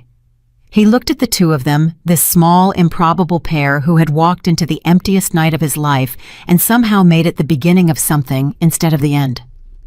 "I'd like that," he said, and he meant it in a way that surprised him. Quietly and completely and without reservation, the way you mean things when you've stopped performing and started telling the truth. Outside in the corridors of the city, Finian was pulling logs. Shell accounts were being traced, a pattern connecting a cousin and a shooting, and 18 months of quiet betrayal was assembling itself with the patience of a man who understood that the truth had to be built like anything else worth having, carefully piece by piece without cutting corners. The war was still coming. Nothing about that had changed. But for 2 hours on a Saturday morning in a hotel suite with chocolate cake and a shark book and a 6-year-old who had decided that a Mafia boss was her friend Rowan Hale sat in the warmth of something he hadn't known he was missing. He held it carefully. He was getting better at that. The call came on a Tuesday morning at 6:52, which was how Rowan would always remember it afterward, not by date, not by month, but by the specific time, because he had been awake since 5 and had been sitting with his coffee going cold and his mind running the same calculations. It had been running for 3 weeks, and when the phone rang and he saw Finian's name on the screen, he knew before he answered that something had moved. "Tell me," he said. Finian's voice was controlled in the way it got when the news was bad enough to require extra steadiness. "I found the third shell account, the one that funded the Vasquez payment." A pause that lasted exactly 1 second. "It traces back to a holding company registered in Delaware. The company was dissolved 8 months after the shooting, but I pulled the incorporation documents." Another pause. "The registered agent is a man named Paul Dreiss. Dreiss is a lawyer who has done incorporation work for your family for 23 years. Rowan set down his coffee cup. "Garrett used the family attorney. He used him specifically because the name would never trigger a review in your financial monitoring system. Dreiss's firm appears in dozens of legitimate Hale transactions. He was camouflage." The coldness of it settled over Rowan like something physical. Not just the betrayal he had been living with, the shape of the betrayal for weeks now, turning it over, mapping its dimensions. What hit him now was the patience of it, the years of it. Garrett had not done this in a moment of anger or opportunity. He had planned it with the kind of deliberate, layered construction that took months of preparation. He had used a trusted family lawyer as cover. He had waited for exactly the right moment, the shooting the chair, the slow erosion of Rowan's visible authority, and then he had started pulling threads. "How complete is the documentation?" Rowan asked. "The Vasquez payment is documented. The $2.3 million in transfers is documented. The burner phone and the cell tower records are documented. The preempted guest list calls—" Finian stopped. "Rowan, it's enough. It's more than enough. If you take this to the council today, Garrett is finished." Rowan was quiet for a moment. "Not yet." "What are you waiting for?" "I want the full picture, not just what he took. I want to know who else was in the room when he planned it. I want every name, every account, every conversation that can be documented." His voice was quiet and absolutely certain. "When I bring this to the council, I want it to be the last conversation anyone ever has to have about Garrett Hale." Finian was silent for a beat. "That'll take another week, maybe 2. Take it." He hung up and sat in the early morning quiet and let himself feel for exactly 60 seconds what he had been not feeling for 3 weeks. The full weight of it. The specific grief of a particular kind of betrayal, not the kind that comes from strangers, which was painful but comprehensible, but the kind that comes from someone you grew up with, someone who had been at your mother's funeral, someone who had sat beside you in a hospital room 3 months after the shooting and held your hand and said with tears in his eyes, "We'll find whoever did this, Rowan. I promise you that." 60 seconds. Then he put it away. There was work to do. What he didn't know, what none of his careful preparations had accounted for, was that something had already moved on the other side of the board. Garrett Hale had been watching, not with the direct documented surveillance that Rowan and Finian were building their case on. With something older and more instinctive, the awareness of a man who has spent years inside a machinery he is now trying to dismantle, and who has learned to read the machine's sounds the way a mechanic reads an engine. Garrett knew what Rowan sounded like when things were normal. He knew what his cousin's operational patterns looked like, the rhythm of his meetings, the frequency of his communications with specific people. And in the past 6 weeks, something in that rhythm had changed. Finian was spending more time in the financial records. Rowan was canceling non-essential meetings without explanation. Marcus had rerouted 2 logistics calls through different channels without explanation. Small things, individually meaningless. But Garrett had spent 20 years learning to read small things. He sat in his office on the 11th floor of a building in the financial district, the same building whose cell towers had pinged the burner phone Finian had traced, and understood that the window he had was closing. He had planned for this possibility. He had contingencies built in. What he had not entirely planned for was the speed of Rowan's recovery, the fact that a man who should have been broken by 30 empty chairs and 3 years in a wheelchair was somehow more dangerous than he had been before. Garrett picked up his phone and made a call. The call lasted 4 minutes, At the end of it, he hung up and looked at his desk and made a decision that crossed a line he hadn't crossed yet. The line between undermining and ending. Megan found out about none of this on Tuesday or Wednesday. On Thursday, she picked Piper up from school, and they went to the grocery store, and she bought pasta and the specific kind of tomato sauce that Piper accepted without negotiation. And they went home and made dinner, and Piper did homework, and Megan paid 2 bills online and went to bed at 10:30. On Friday morning, she was halfway through her first shift when one of the other servers touched her arm near the service station and said quietly, "There's a man in the lobby asking for you. Not a guest. He said it was personal." Megan went to the lobby. The man was nobody she recognized. 40s nondescript jacket standing near the entrance with this specific quality of stillness that she had learned in the past 2 months to associate with the kind of men who worked in the orbit of Rowan's world. Not threatening exactly, just very present. "Ms. Quinn," he said. He didn't offer his name. "I work for Mr. Hale. He asked me to let you know that your daughter and your mother are safe and accounted for and that you should continue your shift as normal." Megan stared at him. "What? They're safe," he repeated. "Your mother is at her apartment. Your daughter is at school. Both locations are being monitored." "Why would they need to be monitored?" Her voice came out steady, which surprised her because her heart was doing something very unsteady. "What's happening?" The man looked at her with an expression that was not unkind. "Mr. Hale will contact you directly.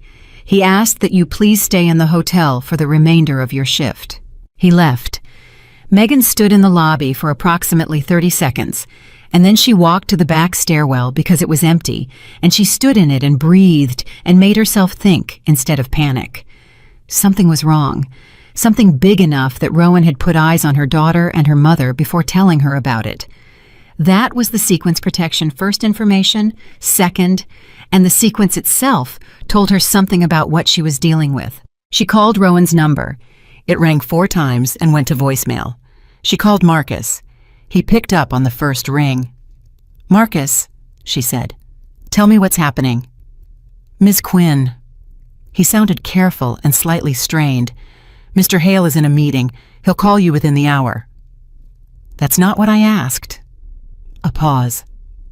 "There have been some developments in a situation Mr. Hale is managing. As a precaution, he's arranged security for you and your family. There's nothing to be alarmed about." "There's security on my 6-year-old daughter," Megan said. "That is by definition something to be alarmed about." Another pause. "I understand that. He'll explain everything when he calls. Please stay in the hotel." She hung up. She stood in the stairwell for another minute. Then she went back to work because there was nothing else to do, and because panic was not something she could afford in the middle of a shift, and because the only information she had right now was that Piper was safe, and she held that fact like a handhold on something that was moving under her feet. Rowan called at 11:43. She took it in the break room, which was empty. "Talk to me," she said before he could say anything else. "Megan." His voice was different. Not the controlled warmth of their Saturday mornings. The other voice, the level, precise voice she had heard once before across the banquet room when she had overheard him speaking to someone she couldn't see about something she hadn't understood. The voice that belonged to the other version of him, the one who ran ports and shipping routes and underground financial networks. "I'm sorry I didn't call sooner. I've been in a situation since early this morning." "Rowan, what is happening?" A short pause. "There's someone I've been investigating for the past 6 weeks who may have become aware that I'm moving against him. We believe he's taking steps in response." His voice was measured. "I'm being careful. Your family is covered. You're in the safest location you could be right now." "Is this about the birthday?" she asked. "The empty chairs." Another pause. "Yes." "Is it someone close to you?" The pause this time was longer. "Yes." Megan closed her eyes for a moment. She thought about the past 6 weeks. She thought about his face on those Saturday mornings, the warmth underneath the control, the way he'd been getting more careful about certain things, the phone calls he took outside the room, the slight tension she'd noticed building in the way Marcus moved around him. She'd seen it accumulating. She'd told herself it wasn't her business. She'd told herself she was imagining it. She hadn't been imagining it. "Are you safe?" she asked. The question seemed to catch him somewhere. I'm taking precautions. That's not what I asked. A beat. I'm working on it. She opened her eyes. Rowan, I need you to tell me straight. Is my daughter in danger because of me, because of us coming to see you? No. His voice was immediate and absolutely certain. No. Whatever he knows, and we don't believe he knows much, it has nothing to do with you. This is between him and me and has been for a long time. I'm telling you because you deserve to know, not because you're involved. She thought about this. But you put security on them. As a precaution, because I have the ability to, and because it costs me nothing, and it means you don't have to worry while you're at work. A pause. I'm sorry. I didn't want you to find out this way. I wanted to tell you tonight. Megan sat with that for a moment. She sat with the fact that he had put security on her daughter before she'd even known there was a reason to, and that his first move had been to make sure she could do her job without fear, and that he was apologizing now, not for the danger, but for the clumsiness of how she'd found out. Okay, she said.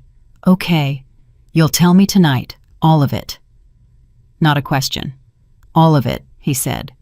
I promise.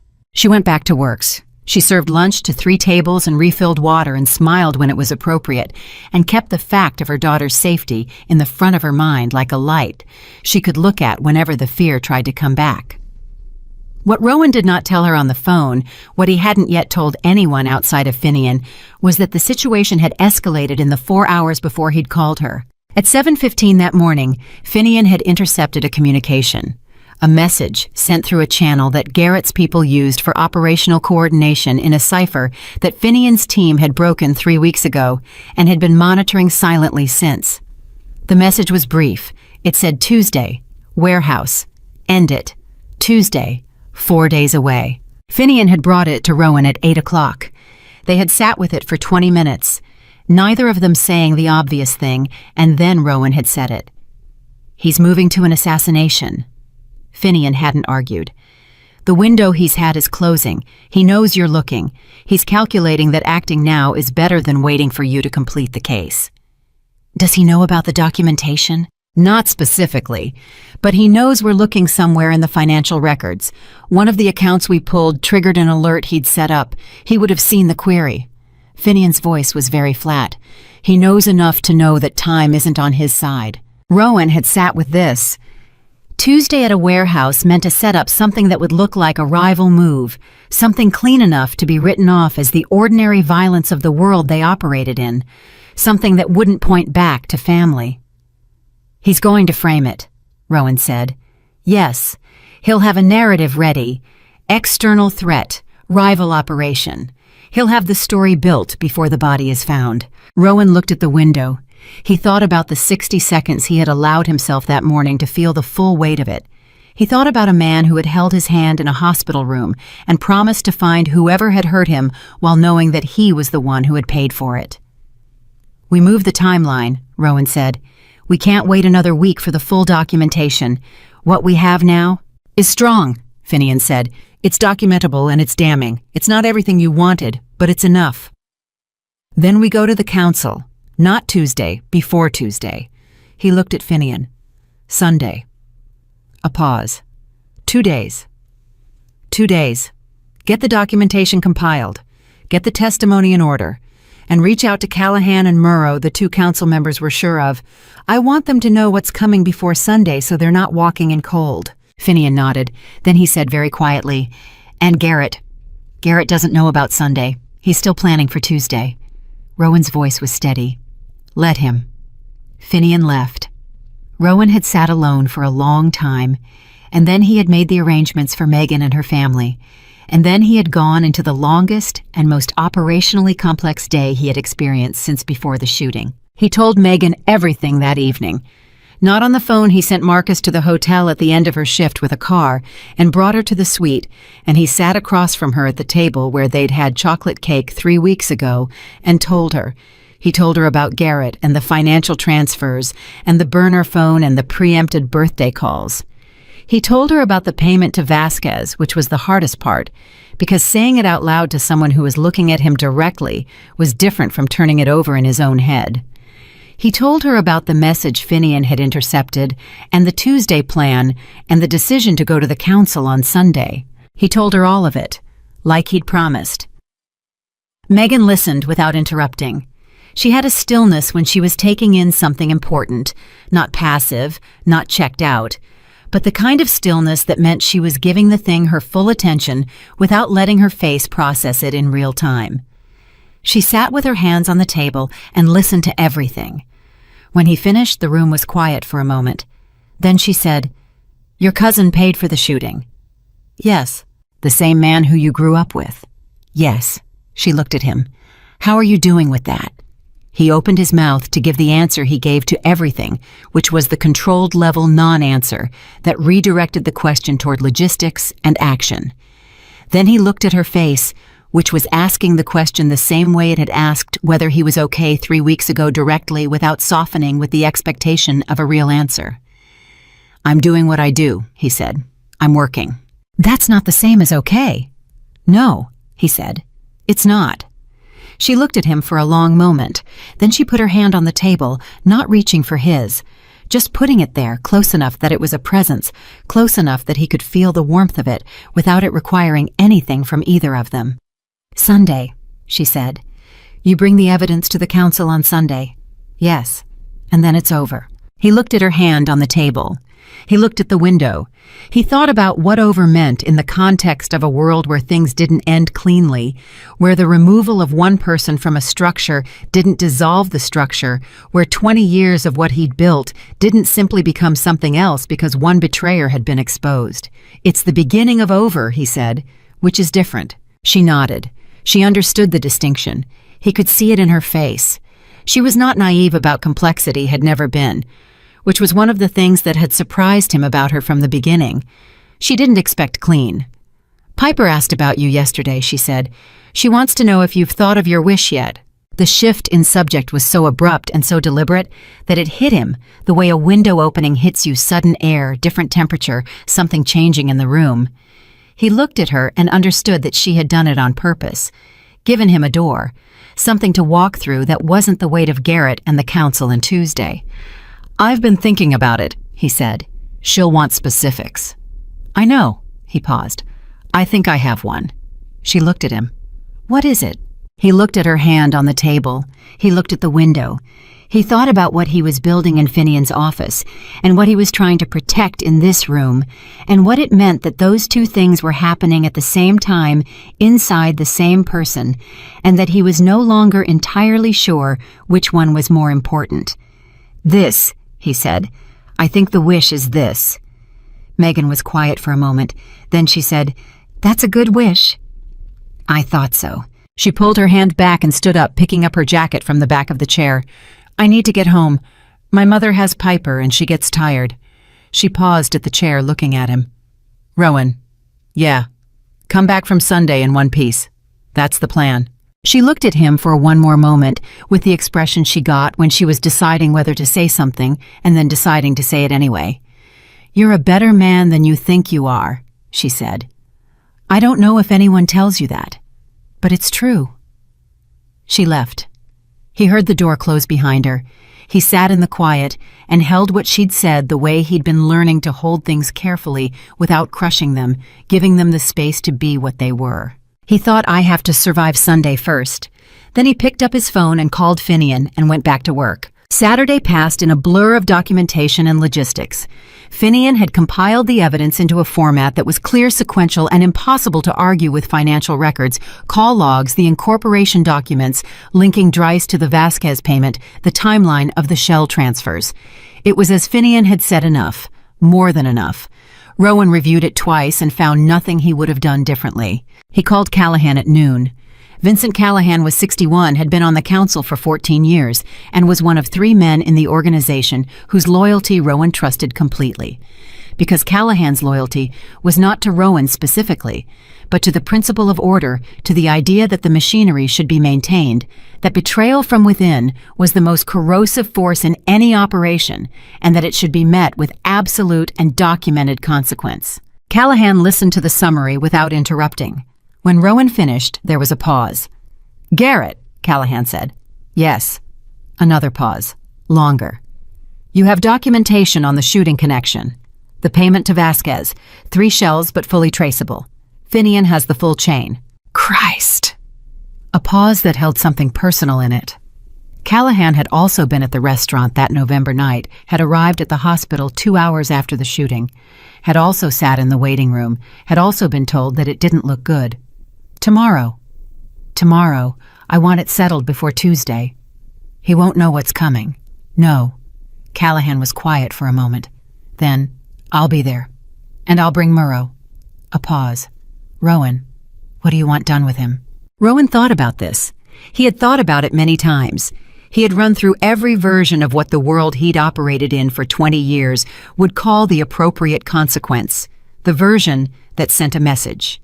The version that maintained order. The version that made clear what happened to men who orchestrated the killing of the person above them.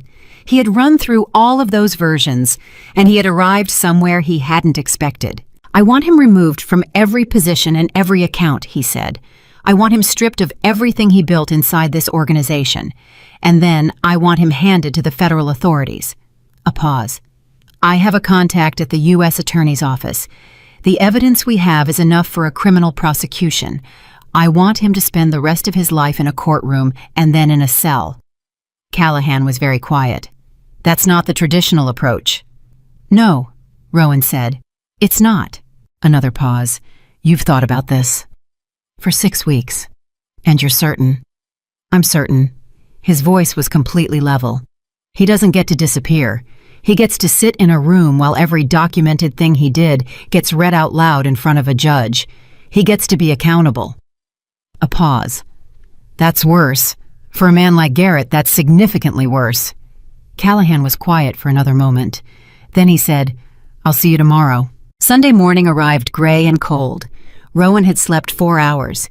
He did not feel the deficit he had run on less during worse situations, and the particular clarity that comes with knowing exactly what you're doing and why tends to compensate for things the body is missing. Marcus drove him to the location at 9:30. The council met in a building in Back Bay that had been used for this purpose for 11 years, a private room on the 3rd floor. No windows that faced the street, no recording of any kind allowed and enforced by a tradition that was older than anyone in the room. Garrett walked in at 10 o'clock, which was the time he'd been given, and Rowan watched his cousin's face in the moment when he came through the door and understood from the configuration of the room, from the faces of Callahan and Murrow and the 3 other council members who were present, from the folder open on the table, from Rowan's expression, which was not the controlled warmth of their family dinners, but the face he'd been learning for 3 years to put on in rooms like this one that he had miscalculated. Garrett's face went through 3 emotions in under 2 seconds. Rowan watched each of them. First, recognition. The immediate gut-level understanding of what he had walked into. Second, calculation. The rapid, trained assessment of whether there was a version of this that could be navigated. Third, something that might have been under different circumstances, relief. The specific exhale of a man who has been running a very long way and has finally been caught. Garrett, Rowan said. His voice was quiet and entirely steady. Sit down. Garrett sat. He looked at the folder. He looked at Rowan. He looked at Callahan, who looked back at him with the expression of a man who has been in this organization for 14 years and has seen betrayal and has never stopped being disgusted by it. How long have you known? Garrett asked. 6 weeks, Rowan said. Since the birthday. Garrett looked at the table. The birthday was the push. The birthday was the confirmation. Rowan looked at his cousin. The accumulation was longer than that. I just didn't let myself name it. A silence. The shooting, Garrett said. He said it quietly without dressing it up. Yes. Garrett looked at his hands. I want you to know. Don't. Rowan's voice didn't change in volume. It changed in something else. Something underneath the volume in the bedrock of it. Don't tell me what you want me to know. Everything you want me to know is in this folder. Every decision you made over 18 months is documented and traceable. There is nothing you can add to that. Garrett was quiet. You're going to be removed from every position and every account effective today, Rowan said. Everything you own inside this organization reverts to the general holding. And then you're going to be handed to the federal authorities with this documentation and a cooperation agreement from our legal team. Garrett looked up. His expression was not what Rowan expected. Not fury, not denial. Something older than that. You're going to put me in front of a judge. Yes. You could... I know what I could do.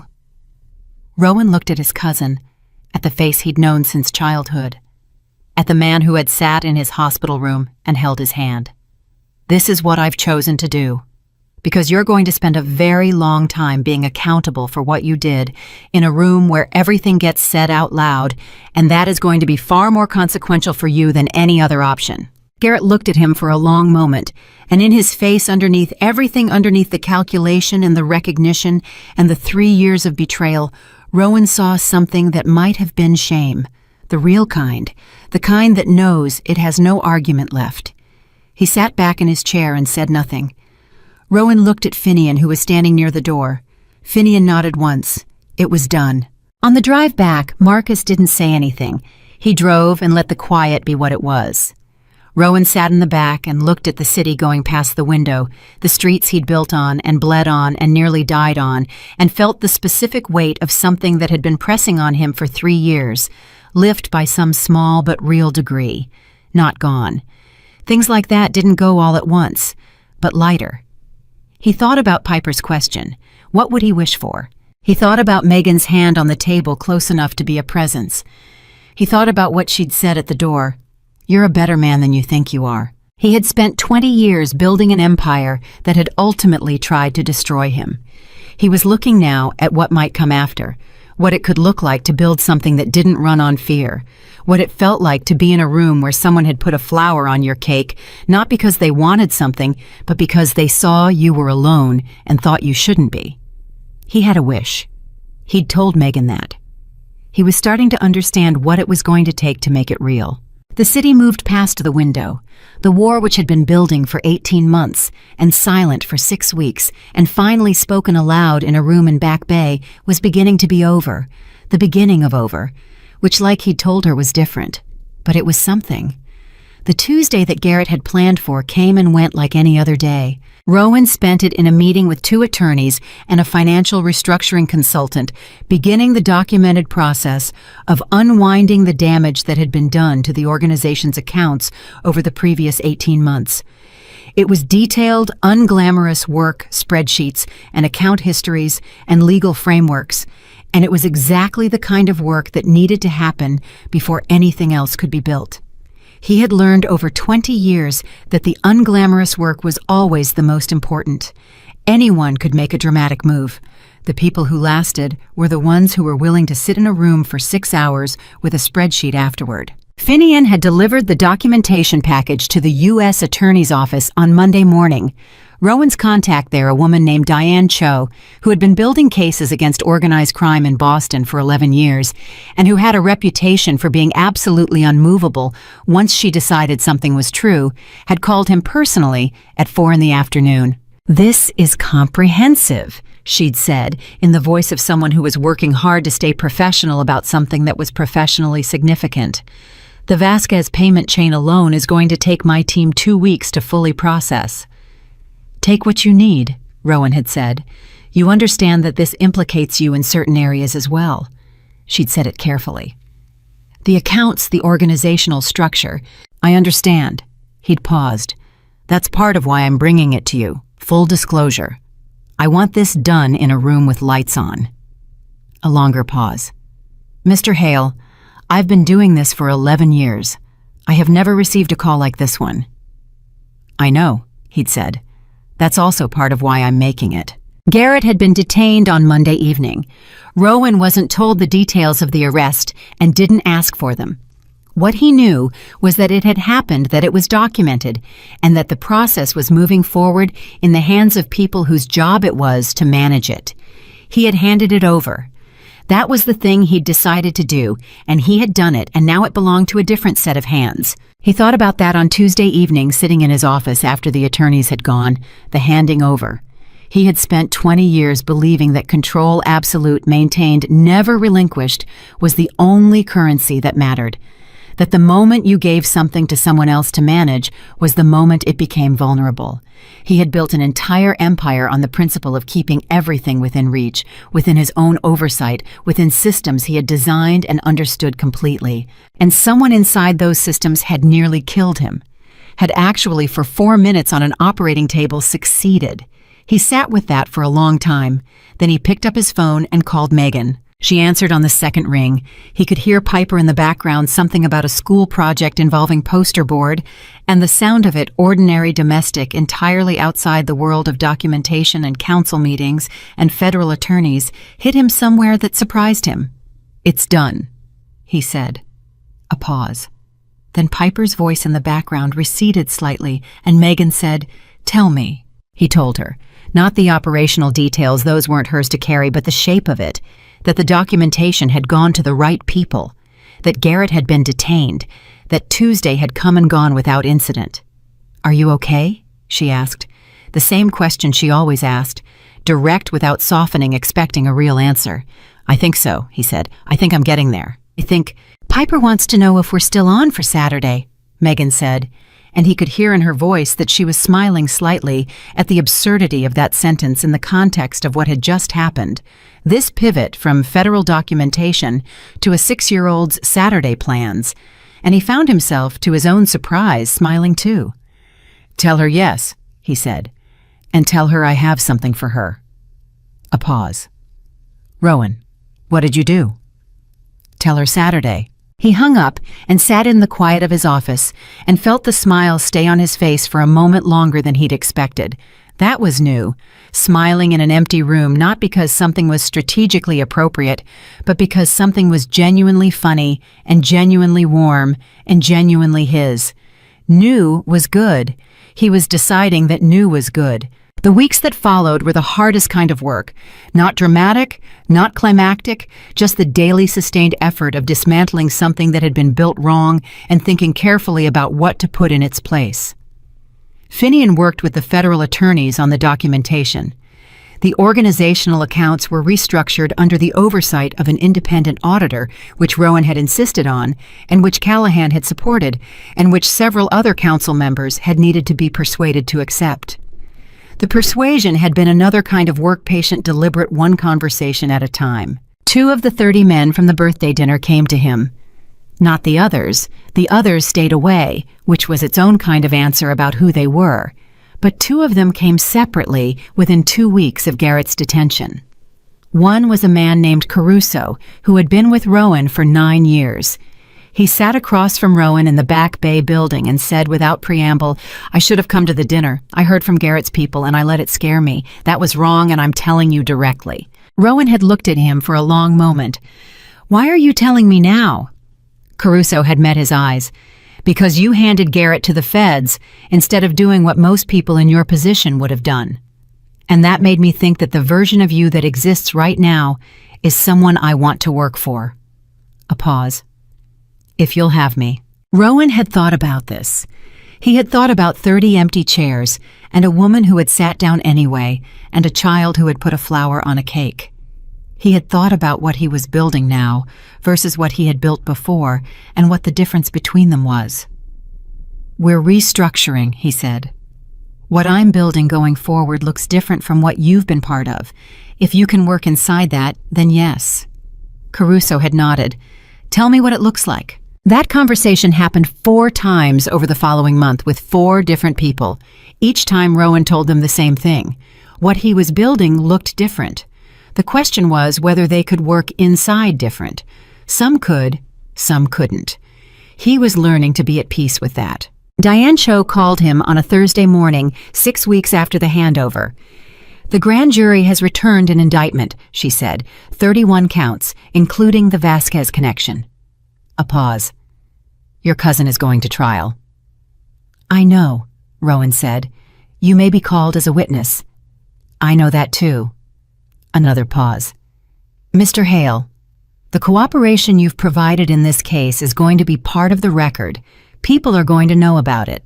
He understood what she was telling him, that the world he had built and operated in for 20 years was going to know that he had handed his own cousin to the federal government with a documented evidence package, that some people in that world would see it as a weakness, that the narrative of what Rowan Hale was, the reputation, the fear, the carefully maintained image of someone untouchable, was going to be irrevocably changed by what he had chosen. "Good," he said. Cho was quiet for a moment. "Good. I've been thinking about what I want the next 20 years to look like," he said. "The reputation I built in the last 20 isn't the one I want to carry into them." She was quiet for another moment. "Then, I'll be in touch about the witness schedule." He hung up. He sat in his office and thought about reputation and what it was made of and what it cost to maintain and what the world looked like when you decided to stop paying that cost. He thought about fear as a foundation. He thought about 30 empty chairs and what they had cost him and what they had given him, which was the clarity he hadn't known he needed, the proof delivered in the most brutal way possible, that everything he'd built on fear could be dismantled by fear, because that was the nature of fear. It was not a foundation. It was a dependency. And dependencies could always be turned against you by someone who understood them better than you did. He thought about a different foundation. He had been thinking about it for weeks. He had been talking to people, not lieutenants, not attorneys, not council members, but different people. A woman who ran a nonprofit that provided transitional housing for single mothers in Dorchester. A man who directed a scholarship fund for first-generation college students in South Boston. A pediatrician who had been trying for 3 years to open a community health clinic in Roxbury and kept running into funding walls. He had been listening. He had been learning what the gaps were and where money could do something real. Saturday arrived. Piper came through the hotel suite door at 10:15 with the energy of a child who has been looking forward to something since Wednesday and has been extremely patient about it and is now done being patient. "You said you had something for me," she said before she was fully inside the room. "Good morning," Rowan said. "Good morning. What is it?" Megan, coming in behind her, gave him a look that was simultaneously apologetic and amused. "She has been asking that question approximately every 4 hours since Tuesday." "I heard," he said. "Marcus told me." Piper's eyes went to something near the side of the room. She stopped walking. She went completely still in the way children go still when they are confronted with something their brain needs a full second to process. The dog was a medium-sized golden mix, maybe 2 years old, with the temperament of an animal that had been evaluated very carefully for suitability around children and had passed every assessment with what the rescue coordinator had described as flying colors and a lot of tail wagging. He was sitting next to Marcus, who was holding his leash with the expression of a man who had not anticipated that his professional duties would come to include animal supervision, but had adapted. Piper turned to look at Rowan. Her face was doing something he had never seen it do before, a kind of overwhelmed stillness, all the usual motion and directness, temporarily suspended by something too big for immediate expression. "Is that—" she started. "His name is Biscuit," Rowan said, "which is a name the rescue gave him and which you are absolutely allowed to change." "Biscuit," Piper repeated. She looked at the dog. The dog looked at her with the whole body attention that golden mixes give to people they have decided are important. His tail was doing something seismic. "He's yours," Rowan said, "if your mom says yes." Piper turned to Megan. The expression on her face was the entire argument. Megan looked at Rowan. He looked back at her. He could see her working through approximately 15 practical objections, the apartment, the schedule, the cost, the logistics, and he could also see her looking at her daughter's face and watching every one of those objections become irrelevant. "He's house-trained," Megan said. "Completely," Rowan said, "and calm. And already vet-checked, and I've arranged for a year of food and care costs to be covered before you say anything about that." "I was going to say something about that." "I know. Say it anyway." She looked at him. "You can't just—" "Your daughter wished for a dog," he said. "I have the means to make that happen. And the other wish—" He paused. "I'm working on the other one separately. That one takes longer." Megan looked at him. Something moved in her face, the complicated thing quieter than it used to be, more like something that had found its level. "Rowan." "Piper," he said without taking his eyes off Megan. "You can go say hello to Biscuit." Piper was already moving. The sound that followed a child and a dog discovering each other in real time, all delighted chaos and tail and small hands filled the room in a way that rooms in Rowan Hale's world very rarely got filled, with something uncomplicated and entirely good. Megan watched her daughter for a moment, then she looked back at Rowan. "The other wish," she said, "my wish, about not being tired." "You've been working double shifts for 13 months, he said. "Your mother's medical expenses are covered. The debt is gone. You're still working like someone running from something." She was quiet. "I've been in conversations with the director of a foundation that supports working mothers in transition," he said. "There's a position, program coordination. It pays better than the hotel, the hours are regular, and it has actual benefits."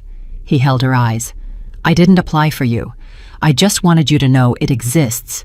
What you do with that is entirely yours." Megan looked at him for a long moment. "You've been busy," she said. "I've had a lot to think about." Apparently. She looked at Piper, who was now sitting on the floor with Biscuit in her lap, despite Biscuit being too large to be in anyone's lap, a fact that neither of them seemed to find relevant. She looked back at Rowan. "Why?" she said. "Not the dog, not the job, all of it. The debt, the security, everything. You keep doing things, and I keep trying to understand the shape of it." He thought about how to answer that. He thought about 30 empty chairs and a flower on a birthday cake, and a 4-minute absence from the world, and a 6-year-old asking a question that nobody else had asked in years. "Because you sat down," he said, "when you had every reason not to. You sat down and you stayed, and you didn't want anything from me except to be decent to each other." He paused. "I hadn't had that in a long time. I didn't know how much it cost not to have it until you showed me." The room was very quiet, except for Piper narrating something to Biscuit in a low, serious voice. Megan looked at him steadily. Her eyes were bright in the way eyes get when something has moved through them that they're not quite ready to name. "I'm going to apply for the job," she said. "Okay. And I'm still going to pay you back." "I know you are. And—" She stopped. She looked at her daughter on the floor with the dog, and then she looked at Rowan, and she said quietly and completely, "Thank you for the wish, for doing it the right way." He nodded once. He didn't trust himself to say more than that in this moment, and he had learned over these past months that some things didn't need more. The following year moved in a different rhythm than any year Rowan had lived before. Garrett's trial began in the fall and ran for 6 weeks. Rowan testified twice, both times in the level-documented, precise voice that Diane Cho had coached him on, though it hadn't needed much coaching. He told the truth. He told all of it. He sat in a courtroom and said out loud the things that had happened to him and the things he had built, and the things that had been done inside them, and he did not flinch, and he did not qualify, and he did not look at Garrett, who sat across the room in the way that men sit when they know exactly where they are and cannot change it. The verdict came on a Thursday afternoon in November. 31 counts, guilty on 28. Diane Cho called him within the hour. "It's done," she said. "Thank you," he said, and meant it without complication. He told Megan that evening. She was at her new job by then, had been for 4 months, and she answered the phone on the first ring because she'd been waiting. He told her the verdict, and she was quiet for a moment, and then she said, "How do you feel?" "Like something has been put down," he said. "Something heavy. I didn't realize how long I'd been carrying it until just now." She was quiet for another moment. "Come for dinner," she said. "Piper made something. I'm using the word made loosely. She supervised very closely while I cooked and considers this equivalent." He laughed. Actually laughed, which was still a thing that surprised him slightly when it happened in full, the whole sound of it, unguarded, just there. "I'll be there in an hour." Biscuit will be very excited. Tell him to manage his expectations. I will tell him no such thing. He hung up. He sat in his office for a moment in the building he was still reconfiguring physically, operationally, fundamentally, and thought about the year behind him and what was in front. The foundation work had started in earnest 3 months ago. The transitional housing nonprofit had received its first significant donation from a restructured Hale Family Trust in September, enough to expand from 1 location to 3. The scholarship fund had received a commitment that would fund 30 students over the next 5 years. The community health clinic in Roxbury had broken ground in October with full funding secured and a medical director hired. None of these things had Rowan's name on them publicly. That was deliberate. He was not looking for credit. He was looking for the work to be done, which was a distinction he was still learning to maintain cleanly, because the old instinct, the 20-year habit of making sure that everything you did was legible as power, was not something that dissolved overnight. It was something you corrected consciously every time you noticed it pulling. He noticed it. He corrected it. He kept going. Finian had stayed. That mattered more than almost anything else. Finian, who had seen everything, who knew the full measure of what Rowan had been and what he had done and what he was trying to become, had simply kept showing up, doing the work, adapting to the new shape of things with the same steady reliability he had brought to the old shape. Rowan had asked him once why. They'd been at the end of a long day sitting in the Back Bay building with bad coffee, and Rowan had said simply, "You didn't have to stay." Finian had looked at him. "I know. So why did you?" Finian had thought about it for a moment. Then he'd said, "Because this version is harder. And harder is usually more worth doing." Rowan had sat with that. Then he'd finished his coffee and they'd gone back to work. He arrived at Megan's apartment at 7:15. She buzzed him up and he took the elevator to the 4th floor and knocked, and the door opened and Biscuit hit him first, all warm weight and enthusiasm, and then Piper, who was 7 now and had recently become very interested in astronomy, appeared behind the dog and said, "Biscuit, personal space," in the voice of someone who had said this many times without significant result. "Hi," Rowan said. "Hi," Piper said. "Did you know that Saturn's rings are mostly ice? I did not know that. They're also really thin compared to how wide they are, like a piece of paper compared to a football field." "That's remarkable." "I know." She stepped back to let him in. "Dinner is pasta. Mom made it, but I picked the sauce so it counts as collaborative. The best kind of dinner." Megan was in the kitchen, which was small and warm and smelled like garlic, and something that he had come to understand over the past year of dinners in this apartment was simply the smell of a home that was lived in and taken care of. She looked over her shoulder when he came in and said, "Verdict, guilty, 28 counts." She nodded once, turned back to the stove. "Sit down, 10 minutes." He sat at the kitchen table, small, slightly uneven on one leg, covered at one corner with Piper's astronomy homework, and Biscuit settled next to his chair, and Piper climbed into the seat across from him and opened the astronomy book to show him a diagram of the solar system, and the ordinary warmth of it moved through him, the way warmth does when you've been cold for a very long time and have finally completely stopped being cold. "Rowan," Piper said, looking up from the diagram. "Yeah. Did you make the wish the real one?" He looked at her. She was watching him with the same direct brown eyes she had used that first night in the birthday room when she had asked a question that nobody else had asked in years and had waited for a real answer. "I'm making it," he said. "It's the kind of wish that takes time." She thought about this seriously. "Like growing a plant. Something like that." She nodded, satisfied with the answer. "That's okay. Good things take time. Mrs. Ramos says that." "Mrs. Ramos is right." Piper looked at the diagram. "When it's done, will you tell me what it was?" He looked at her. He looked at Megan at the stove, her back to them, her shoulders relaxed in a way they hadn't been 13 months ago when she'd walked into a birthday room terrified and decided to sit down anyway. He looked at Biscuit, who was asleep on his foot. He looked at the astronomy homework and the uneven table and the kitchen that smelled like garlic and home. "Yeah," he said, "when it's done."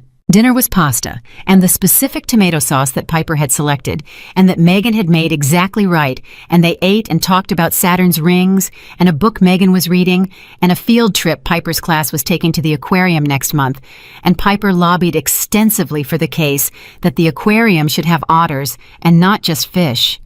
And Megan said this wasn't really a decision anyone at the table could make, and Piper said Rowan probably knew people and looked at him with clear expectation. "I'll look into it," he said. Megan gave him a look. He kept his expression neutral. After dinner, while Piper was doing the last of her homework at the table and Biscuit was performing his nightly ritual of trying to fit entirely under the table despite being too large, Megan and Rowan sat with coffee and the quiet that had developed between them over a year of this comfortable with nothing in it that needed to be filled. "Next week," Megan said, "my mother wants to meet you." He looked at her. "You've told her about me?" "I've told her some things." "What things?" She wrapped both hands around her coffee cup. "That you exist, that you've been part of our lives this year, that you're—" She stopped, thought about it. "That you're trying to be something different from what you were." He sat with that. "What did she say?" "She said she wants to meet you and decide for herself." A pause. "She's very direct. Piper gets it from her." He looked at the table, at his coffee, at the small, ordinary facts of this apartment and these people and this life that had opened up in front of him unplanned because a door had been left ajar and a little girl had walked through it looking for a bathroom. "I'd like that," he said. Megan looked at him. "She's going to ask you hard questions." "I know. You'll answer them honestly." "I will." She nodded. She looked at Piper, who was erasing something with great focus, and then she looked back at Rowan, and in her face was the thing that had been building there for a year, not hidden exactly, but held carefully the way she held everything that mattered. "You know what I think the wish is?" she said. It wasn't a question. He looked at her. "Yeah. I think you've been making it for a while." "I think you're right." She picked up her coffee. "Then keep going," she said, simply, the way she said things when they were true, and she wanted them to land without ceremony. He kept going. 1 year after a birthday that no one attended, Rowan Hale sat at a table in a small apartment in Boston with a woman who had chosen to stay, and a child who had taught him what it meant to be seen without armor, and a dog who was too large for the space and didn't care. He sat at that table and felt the specific, unglamorous, entirely real weight of something that had been built correctly, not on fear, not on the belief that loyalty could be purchased, not on the performance of being untouchable, but on the only foundation that held, showing up, sitting down, putting a flower on the cake of someone who was alone, not because you wanted something, but because you could see they needed it. He had built an empire once and watched it empty out. What he was building now, one ordinary day at a time, would not empty out, because it was not held together by what people owed him or feared him. It was held together by what they had chosen, freely, with full knowledge of who he was and what he had been and what he was trying to become. That was the wish. That was the one he'd been making all along. And for the first time in a very long time, Rowan Hale looked at the life in front of him and understood with the same cold clarity he had once used only for strategy and survival that he was exactly where he was supposed to be. Not the Frost, not the man the city had feared, not the boss at the head of a table built for 30 people who didn't come, just a man at a small kitchen table with people who chose to stay. That was everything. That was enough.